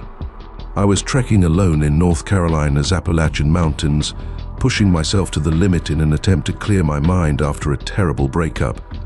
The trek was difficult and the terrain rough, but the seclusion was precisely what I needed. I'd always been attracted to the woods, the silent grandeur of nature, and the sense of being utterly alone, surrounded only by trees and sky. I had been warned about the Echo Caves, a network of tunnels noted for its unusual acoustics and confusing paths. Locals whispered tales of hikers being trapped in the depths, their calls for aid drowned out by the resounding quiet. They said the caverns were haunted, that they enticed lonely visitors with the sounds of loved ones, capturing them forever in their tortuous grasp. I, being obstinate and even a touch dangerous, disregarded the warnings. I was intrigued by the mystery, challenge, and potential for discovering something greater. The entrance to the caverns was concealed behind a waterfall, a curtain of falling water that obscured the blackness inside. I walked through the liquid curtain, my flashlight beam cutting through the darkness to see the damp, moss-covered walls. The air inside was chilly and wet, with the only sound being the drip, drip, drop of water reverberating through the caves. I moved into the small hole, my torch beam bouncing over the jagged rock formations, the shadows playing games on my sight. And then I heard it, a voice, faint, distant, but definitely familiar. Emily, my ex-girlfriend, called my name with a lovely, soothing voice. "David, David, here are you." My heart skips a beat. "Emily, are you here?" It was impossible. She was hundreds of miles away, back in Charlotte. I followed the speaker, my speed rising and my pulse thumping in my chest. The route twisted and swirled, taking me further into the mountain's center. The voice became louder, clearer, and more urgent. "David, I miss you. Please come back to me." I began running, my flashlight beam bouncing off the walls, and the echoes of Emily's words whirling around me, dragging me further into the darkness. I needed to locate her, see her, and hold her in my arms again. The tube led to a large cavern with a shadowy roof. Emily stood in the midst of the cavern, surrounded by an ethereal glow, her arms spread and her eyes blazing with an unusual brightness. "Emily!" I wept and ran towards her, but as I reached out to touch her, she disappeared like a puff of smoke. The tunnel was quiet and deserted, with the only sound being the drip, drip, drop of water reverberating through the darkness. I suddenly discovered the dreadful reality. It was not Emily, it was the cave, the lonely echo, playing mental games with me, feasting on my loneliness and sadness. It had drawn me down into its depths, engulfing me in its labyrinthine grip. I attempted to find my way back, to retrace my steps, but the pathways all looked the same, twisting and turning, pulling me further into the darkness. I was lost and alone, my calls for aid drowned out by the deafening quiet. The lonely echo has taken another victim. Story 24. My infatuation started amid the lonely beauty of Chile's Atacama Desert.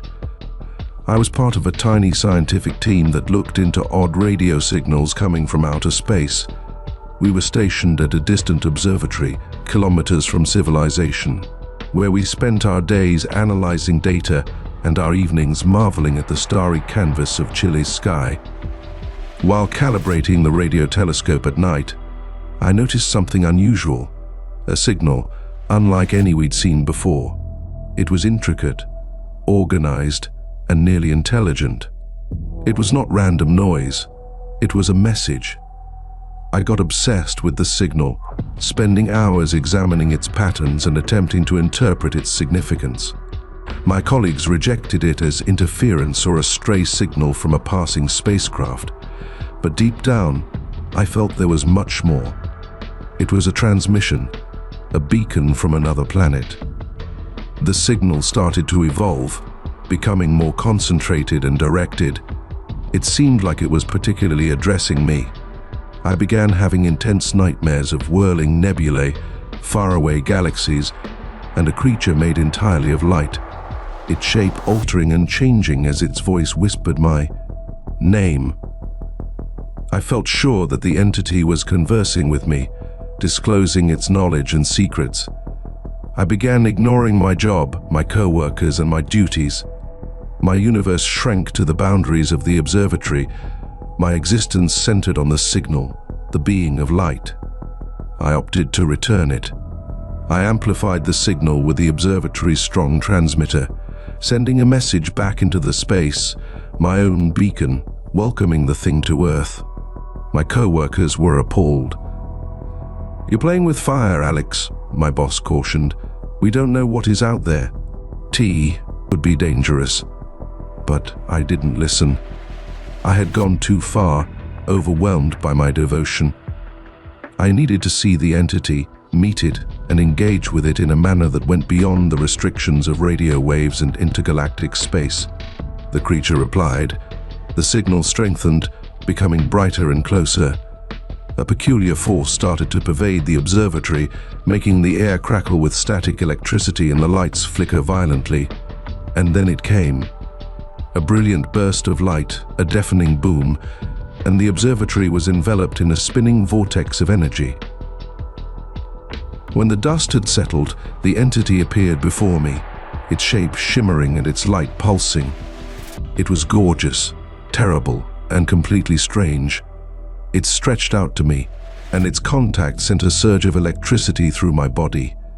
I sensed a connection, a melding of awareness, a common understanding that went beyond language and culture. However, the relationship was parasitic. The creature drained my life, force feasting on my energy and awareness. I was becoming into a shell, an empty vessel, a conduit for the alien will. My co-workers, who had survived the first explosion, stared in fear as I altered, my body contorting and my eyes shining with an unusual light. The creature had claimed me as its star-crossed stalker and vessel on Earth. The last thing I recall is the being's voice repeating in my thoughts, its words cold, impersonal, and completely foreign. We are one now. Story 25. I have always been attracted to love, the heady surge of passion, the holy tie between two souls, and the promise of everlasting love. I wanted to experience it, to discover my own happily ever after, but love felt distant, a vicious mistress who tormented, tantalized, and eventually discarded me. I began visiting weddings uninvited as a mute witness of other people's enjoyment. I'd disappear into the throng, like a ghost in the background, watching couples exchange vows, their eyes filled with love and optimism. It was a bittersweet experience, full of excitement, jealousy, desire, and misery. Then it occurred. I saw her, Sarah, the bride. She was dazzling, stunning, and the epitome of everything I had ever wanted in a companion. I saw her go down the aisle, her gaze fixed on her husband and her grin expressing pure, unadulterated happiness. And at that moment, I knew. She was the one, my soulmate, my fate. The groom, however, was unworthy, a poor facsimile of the love Sarah deserved.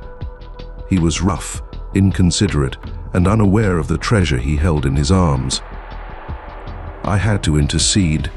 I had to rescue Sarah from a life of mediocrity and unrealized potential. I had to make her mine. I began quietly undermining their connection, sowing seeds of doubt, causing misunderstandings and manipulating conflicts. I wanted to push them apart and create an opening for myself. However, their love remained resilient. It endured the storms I produced, emerging stronger and more deep. I became irritated, desperate. I needed to act. I couldn't handle the notion of Sarah spending her life with him. I interrupted their wedding celebration, a dark figure hiding in the shadows, my gaze locked on Sarah, my heart overflowing with twisted, possessive love. As the night progressed, the attendees diminished, the music faded, and the celebration came to an end. I waited for my chance to claim my wife. I found Sarah alone on the balcony, staring at the sky with wistful sorrow in her eyes. I approached her, my heart pumping and my voice shaking. "He doesn't deserve you," I remarked with a furious tone. "You belong with me." She turned, her eyes widening with astonishment and dread. She attempted to scream, but I stopped her, clamping my palm over her lips and strengthening my grasp with each frantic breath. I carried her into the darkness, away from the ruins of her broken dreams, away from the life she was intended to have. I have done this previously, other weddings, other brides, each one a brief replacement for the love I want, the happily ever after that I will never have.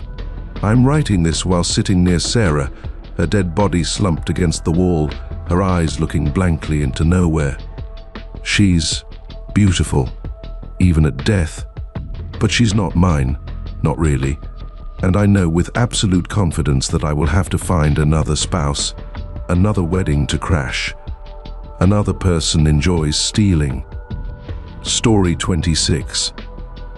The ancient wishing well was in a forsaken area of Salem, Massachusetts, surrounded by overgrown weeds and gnarled oak trees.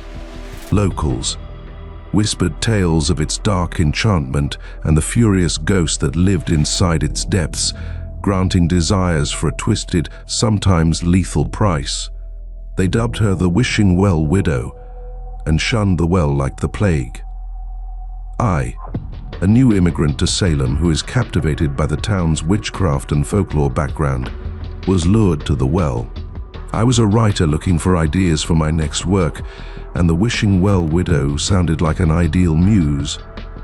One cloudy evening, I found myself standing at the well, its dark depths obscured by mist. The air was dense with the aroma of moist ground and decomposing leaves. I felt a prickling feeling on the back of my neck, accompanied by a sense of discomfort. I looked into the well and saw my reflection, distorted by the muddy water. A sudden burst of wind rustled the leaves, and I heard a whisper, a faint, otherworldly voice echoing from below. "Make a wish," the voice said quietly, its tone both enticing and threatening. I paused, a sensation of dread engulfing me. But the writer in me, the unquenchable curiosity that compelled me to investigate the darkest aspects of human existence, propelled me on. I closed my eyes and hoped. I yearned for inspiration, a narrative that would capture readers and propel me to fame. The well water rippled as the whispering voice became louder and closer. "Your wish is granted," the voice whispered, its tone now tinged with hate. The following morning, I awoke with a shock, a narrative idea racing through my thoughts. It was dark, twisted, and completely intriguing. The plot revolved on the wishing well widow, her sad background, her vengeful spirit, and the naive souls who ventured to make wishes at her. "Well," I began writing, the words flowing easily from my pen as the tale unfolded before me like a macabre tapestry. I couldn't stop. I was engulfed by the narrative, propelled by an invisible power, and my fingers flew over the keyboard. But while I typed, odd things began to happen. The shadows in my flat appeared to deepen, the air became colder, and the quiet was broken by faint murmurs and phantom footsteps. I sensed a presence, a vigilant eye, monitoring my every step. I recognized then that the wishing well widow was more than simply a fable. She was genuine, and she was watching me, her fury gradually unfolding, the cost of my request becoming apparent. My friends and relatives were worried. "You look terrible, Sarah," my mother replied, her voice full of concern. "You are working too hard. You should take a rest." But I was unable to stop. The tale had taken over, destroying my life and sanity. I was a puppet, dancing to the rhythm of the wishing well widow, my destiny determined by a single stupid desire. The last thing I remember is the wishing well widow's voice resonating throughout my flat, her revenge accomplished. Story 27. I never intended for it to happen. I was developing a treatment, a heartbreak vaccine, to lessen the ache of lost love. I imagined I could extract and synthesize the neurochemicals responsible for emotional attachment, resulting in a serum that would elicit emotions of love and connection. I was a romantic, a scientist, and a dreamer. I hoped to heal the world one shattered heart at a time. My study, however, took a darker turn. My earliest attempts seemed promising. I successfully extracted the neurochemicals, synthesized them, and developed a prototype serum. I tried it on laboratory mice, studying their behavior and brain activity. The findings were surprising. After receiving the drug, the mice developed an obsessive, even ferocious attachment to the first species they saw. It was not love. It was something else, something darker. I modified the serum, changing the recipe in the hopes of reducing the compulsive adverse effects. I tested it on primates, carefully observing their behavior and social relationships. The findings were troubling. The primates were passionately territorial of their selected companions, engaging in aggressive, even murderous behavior against imagined competitors. The serum didn't alleviate sorrow, it was making monsters. Then the accident occurred. A serum container cracked in the lab, unleashing a cloud of aerosolized particles into the air. I breathed a little, hardly undetectable quantity, and everything changed. I got transfixed on the first person I saw following the exposure, my lab assistant, Anna. I had always appreciated her brains, commitment, and attractiveness. But now, my infatuation has turned into an all-consuming addiction. I couldn't concentrate or focus on anything else, and couldn't live without her. The drug heightened my emotions, making them seem hideous and abnormal. I followed Anna about, showering her with presents, whispering sweet nothings into her ear and expressing my everlasting love. She was horrified and repelled by my unexpected strong devotion. She sought to extricate herself from my crushing hug. but I refused to let her go. She was mine. The serum turned out to be airborne. The virus propagated via the ventilation system, infecting the whole research center, the local neighborhood, and eventually the globe. People were fascinated with the first person they saw after exposure, and their infatuation grew to a fatal level. The world sank into a frenzy of passionate love, jealousy, and bloodshed. I'm writing this from my lab, the final refuge of sanity in a world gone insane. Anna is with me now, a prisoner of my compulsive love, her eyes filled with dread and surrender. The lovesick virus is sweeping the planet, one shattered heart at a time. And I, the unsuspecting author, am forced to suffer the brunt of its disastrous repercussions. I wished to cure sorrow. Instead, I unleashed hell. Story 28. It began with a tingling feeling, a tiny itching under my skin, a little quiver in my muscles. I disregarded it as stress, exhaustion, and the normal aches and pains of city life in busy Seattle. However, the feelings became more intense and obtrusive. I had intense desires for raw meat. My attitude changed, and my previously mild approach was replaced with an increasing aggressiveness, a primordial drive I couldn't control. I visited the doctor, explained my concerns, and underwent a battery of tests. The findings were inconclusive. They found nothing wrong with me. They recommended therapy, stress management, and a change in diet. They did not comprehend. They couldn't grasp what else was going on with me. Something sinister. Then I saw it. A quick look in the mirror reveals a black, writhing mass under my skin, moving, throbbing, and expanding. It was a parasite, a hideous organism that had burrowed its way into my body, taken root in my skin, and become inextricably linked to my own essence. And it was manipulating me. The parasite has a unique life cycle. It infiltrated its victim, quietly affecting their behavior, desires, and very being. It motivated them to seek a loving companion and a vessel for their children. After the host found an appropriate spouse, the parasite took control. I met her at a dark, smoky tavern on the outskirts of town. She was beautiful, fascinating, and everything I had ever wanted in a companion. I was attracted to her by an unstoppable force, a fundamental need I couldn't suppress. The parasite orchestrated the interaction and established the scene for its replication. We began dating, and our relationship progressed at an abnormal pace, almost feverish intensity. I was enamored with her, overwhelmed by possessive love that bordered on lunacy.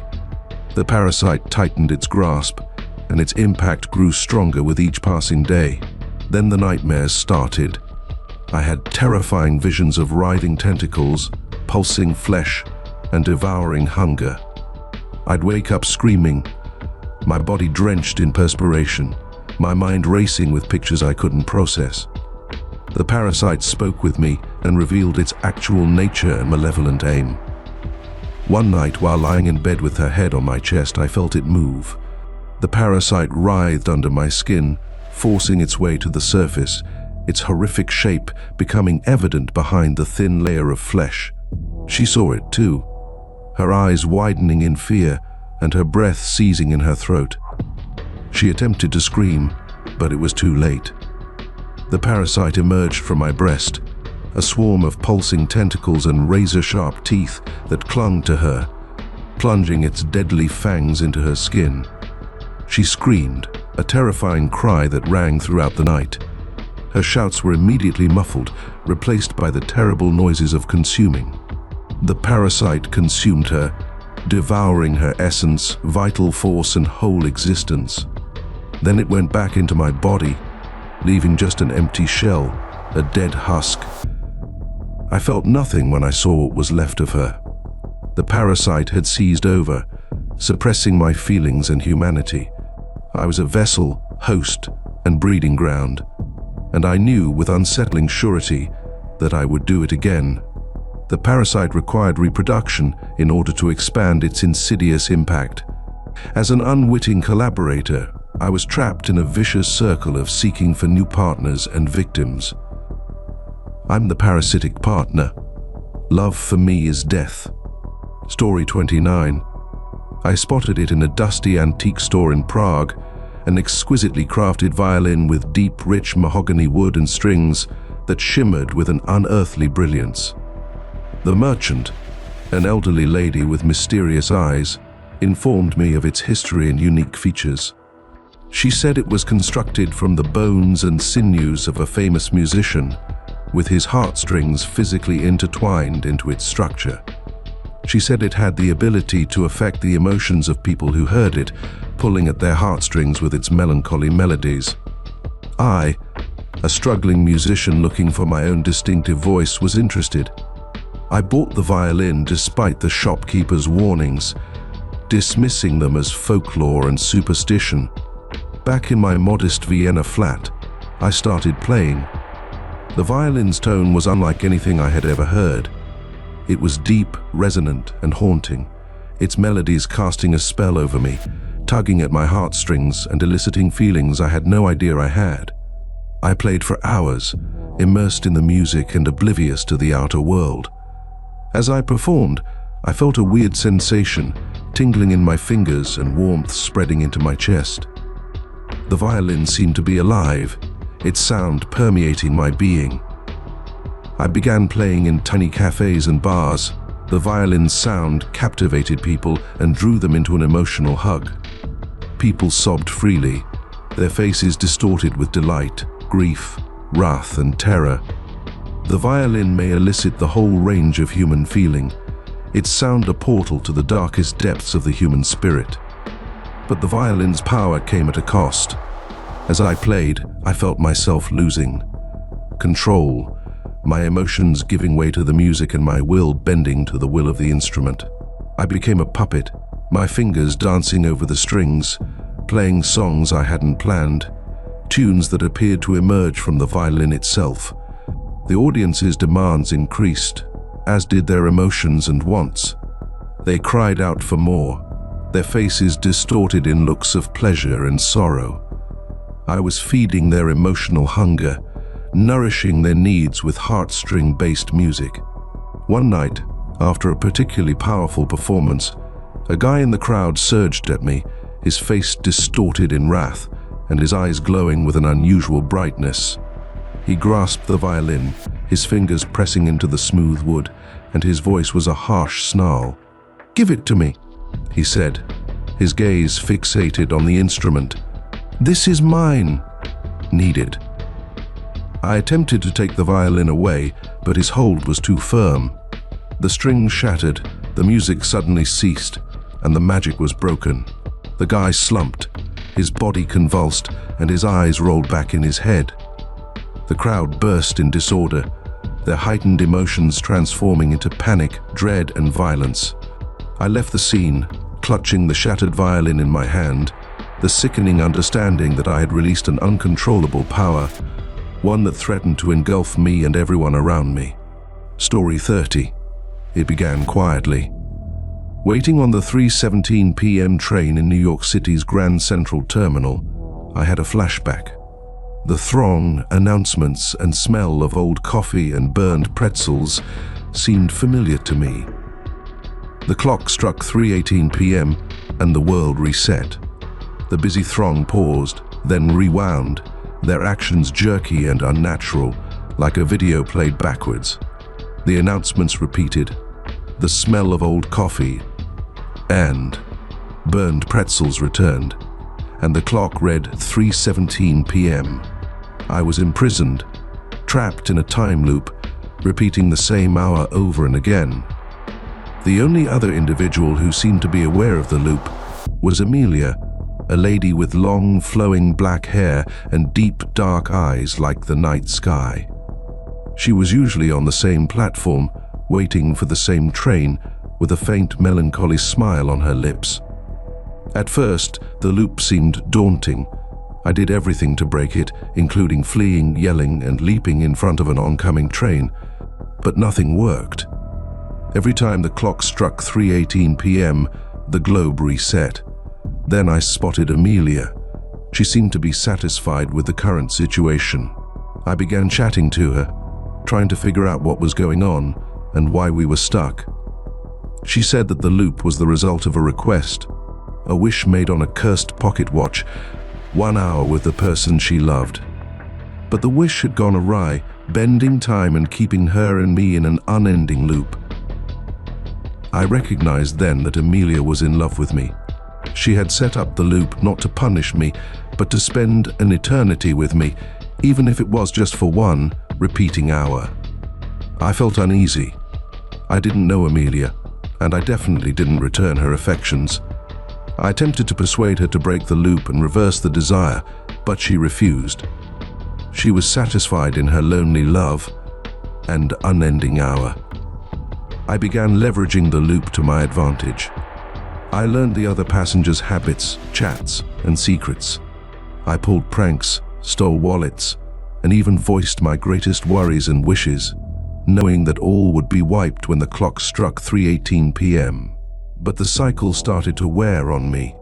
The never-ending repetition, the awareness that nothing I accomplished mattered, and the persistent presence of Amelia's unrequited love drove me nuts. I grew preoccupied with breaking the circle and leaving Amelia's lonely embrace. I examined the cursed pocket watch, looking for a method to reverse the wish, rewind time, and restore my life. One day, I discovered it. A concealed message on the watch's inside case. A series of symbols that seemed to match the intensity of the loop. I read the inscription, my voice shaking with excitement, and the world around me started to shimmer, the loop unraveling. Amelia shrieked, her face distorted in agony.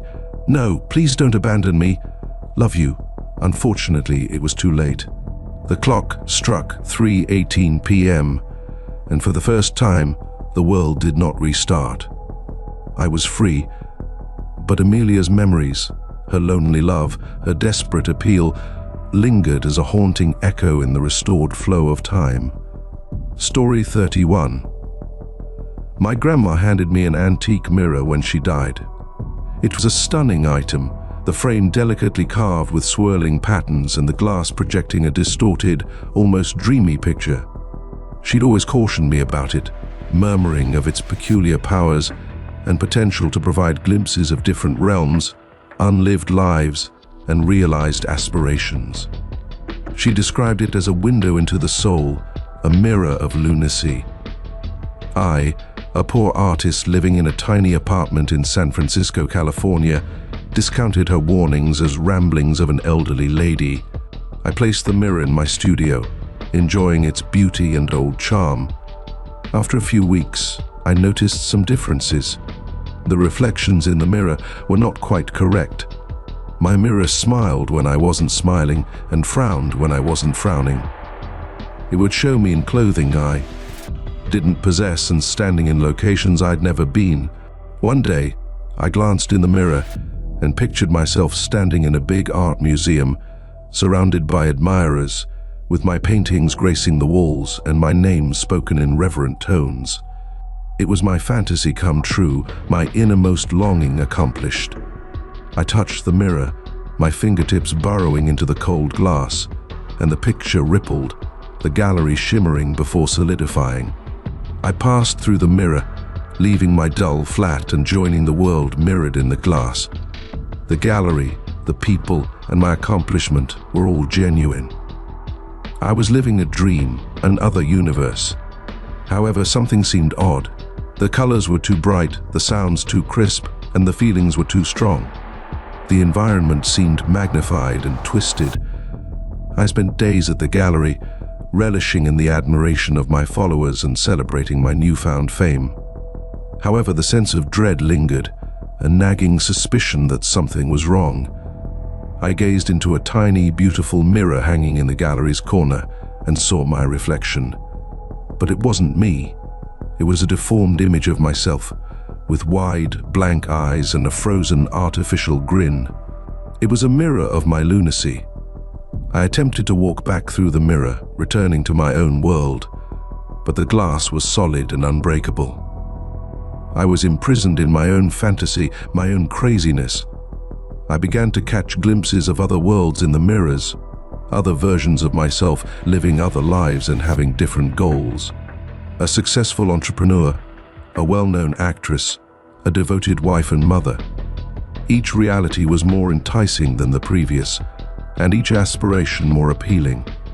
I grew intrigued with the mirrors, with the limitless possibilities they provided, with the opportunity to live 1,000 different lives and satisfy 1,000 different wants. But each reality was a trap, a gilded cage reflecting my own plunge into lunacy. My friends, worried by my increasingly erratic conduct and infatuation with the antique mirror, attempted to interfere. They stormed inside my flat, their eyes widening with shock at what they saw. The walls were adorned with mirrors, each portraying a distinct reality, a different image of myself. And in the middle of the room, surrounded by shards of broken glass, stood I, a splintered mirror of my old self, lost in the maze of my own craziness. Story 32. I got it on a whim, one drunken night at a sleazy tattoo shop in Tijuana, Mexico. A modest, detailed pattern of interwoven serpents was tattooed on my left wrist. The tattoo artist, a big guy with thickly inked arms and a piercing stare, cautioned me of its importance and potency. He described it as an old symbol of tying, connection, and two souls connected for forever. He suggested it should only be done with someone you genuinely loved, someone you were willing to be linked to, both physically and spiritually. I, being young and irresponsible, laughed at his warnings. I wasn't in love, not even close. I just loved the design. Back in my hotel room in San Diego, California, I viewed the tattoo under low lighting. It was lovely, the serpents intertwining in an elaborate dance, their scales gleaming in the lamplight. Then I felt it. A sudden scorching pain in my wrist spread up my arm, up my chest, and into my heart. I panicked, believing I was suffering a heart attack. I staggered to the restroom, my eyesight dimming and my breath coming in ragged spurts. I glanced in the mirror and saw her. A lady I'd never seen before stood behind me, with her reflection overlaid on mine. She had long, flowing red hair, piercing green eyes, and a little matching tattoo of interwoven serpents on her left wrist. She gave a languid, sexy grin that sent thrills down my spine. "Hello, Daniel," she said softly, her voice a melodic purr. "It seems we're bound together now." I eventually discovered that her name was Serafina. She said that the tattoo was a mystical tie that linked two souls together, creating an unbreakable physical and emotional connection. She claimed we were twin flames, meant to be together forever. At first I was interested. Serafina was stunning, intriguing, and definitely attractive. The connection between us was powerful, electrifying, and unlike anything I'd ever felt. But the novelty quickly faded off. Every time we were separated, the agony returned, harsher and more persistent. It served as a daily reminder of our tie and a tangible symbol of our connection. Serafina became possessive, demanding, and refused to allow me out of her sight. My life became a prison, with every movement defined by the tattoo and the lady I was chained to. I attempted to get the tattoo removed many times, but each time it caused great agony, with the serpents writhing and tightening their grasp on my body. I got desperate and used progressively severe ways to break the tie. I attempted removing the tattoo by cutting it, burning it, and even severing my own hand. But nothing worked. The tattoo stayed as a lifelong reminder of my dumb mistake and my forever relationship with Serafina. One night, driven insane by the relentless anguish and Serafina's oppressive presence, I confronted her. "I can't do this anymore. Serafina," I cried, my voice raspy from sorrow. "I want my life back." She grinned, her eyes shining with a wicked glow. "You can't have your life back, Daniel," she screamed. "We're bonded together forever. ND now. You'll be bound to me in another way." She pulled a knife, its blade glinting in the moonlight. And I realized with chilling certainty that my release from the tattoo, the ties would come at a far higher cost.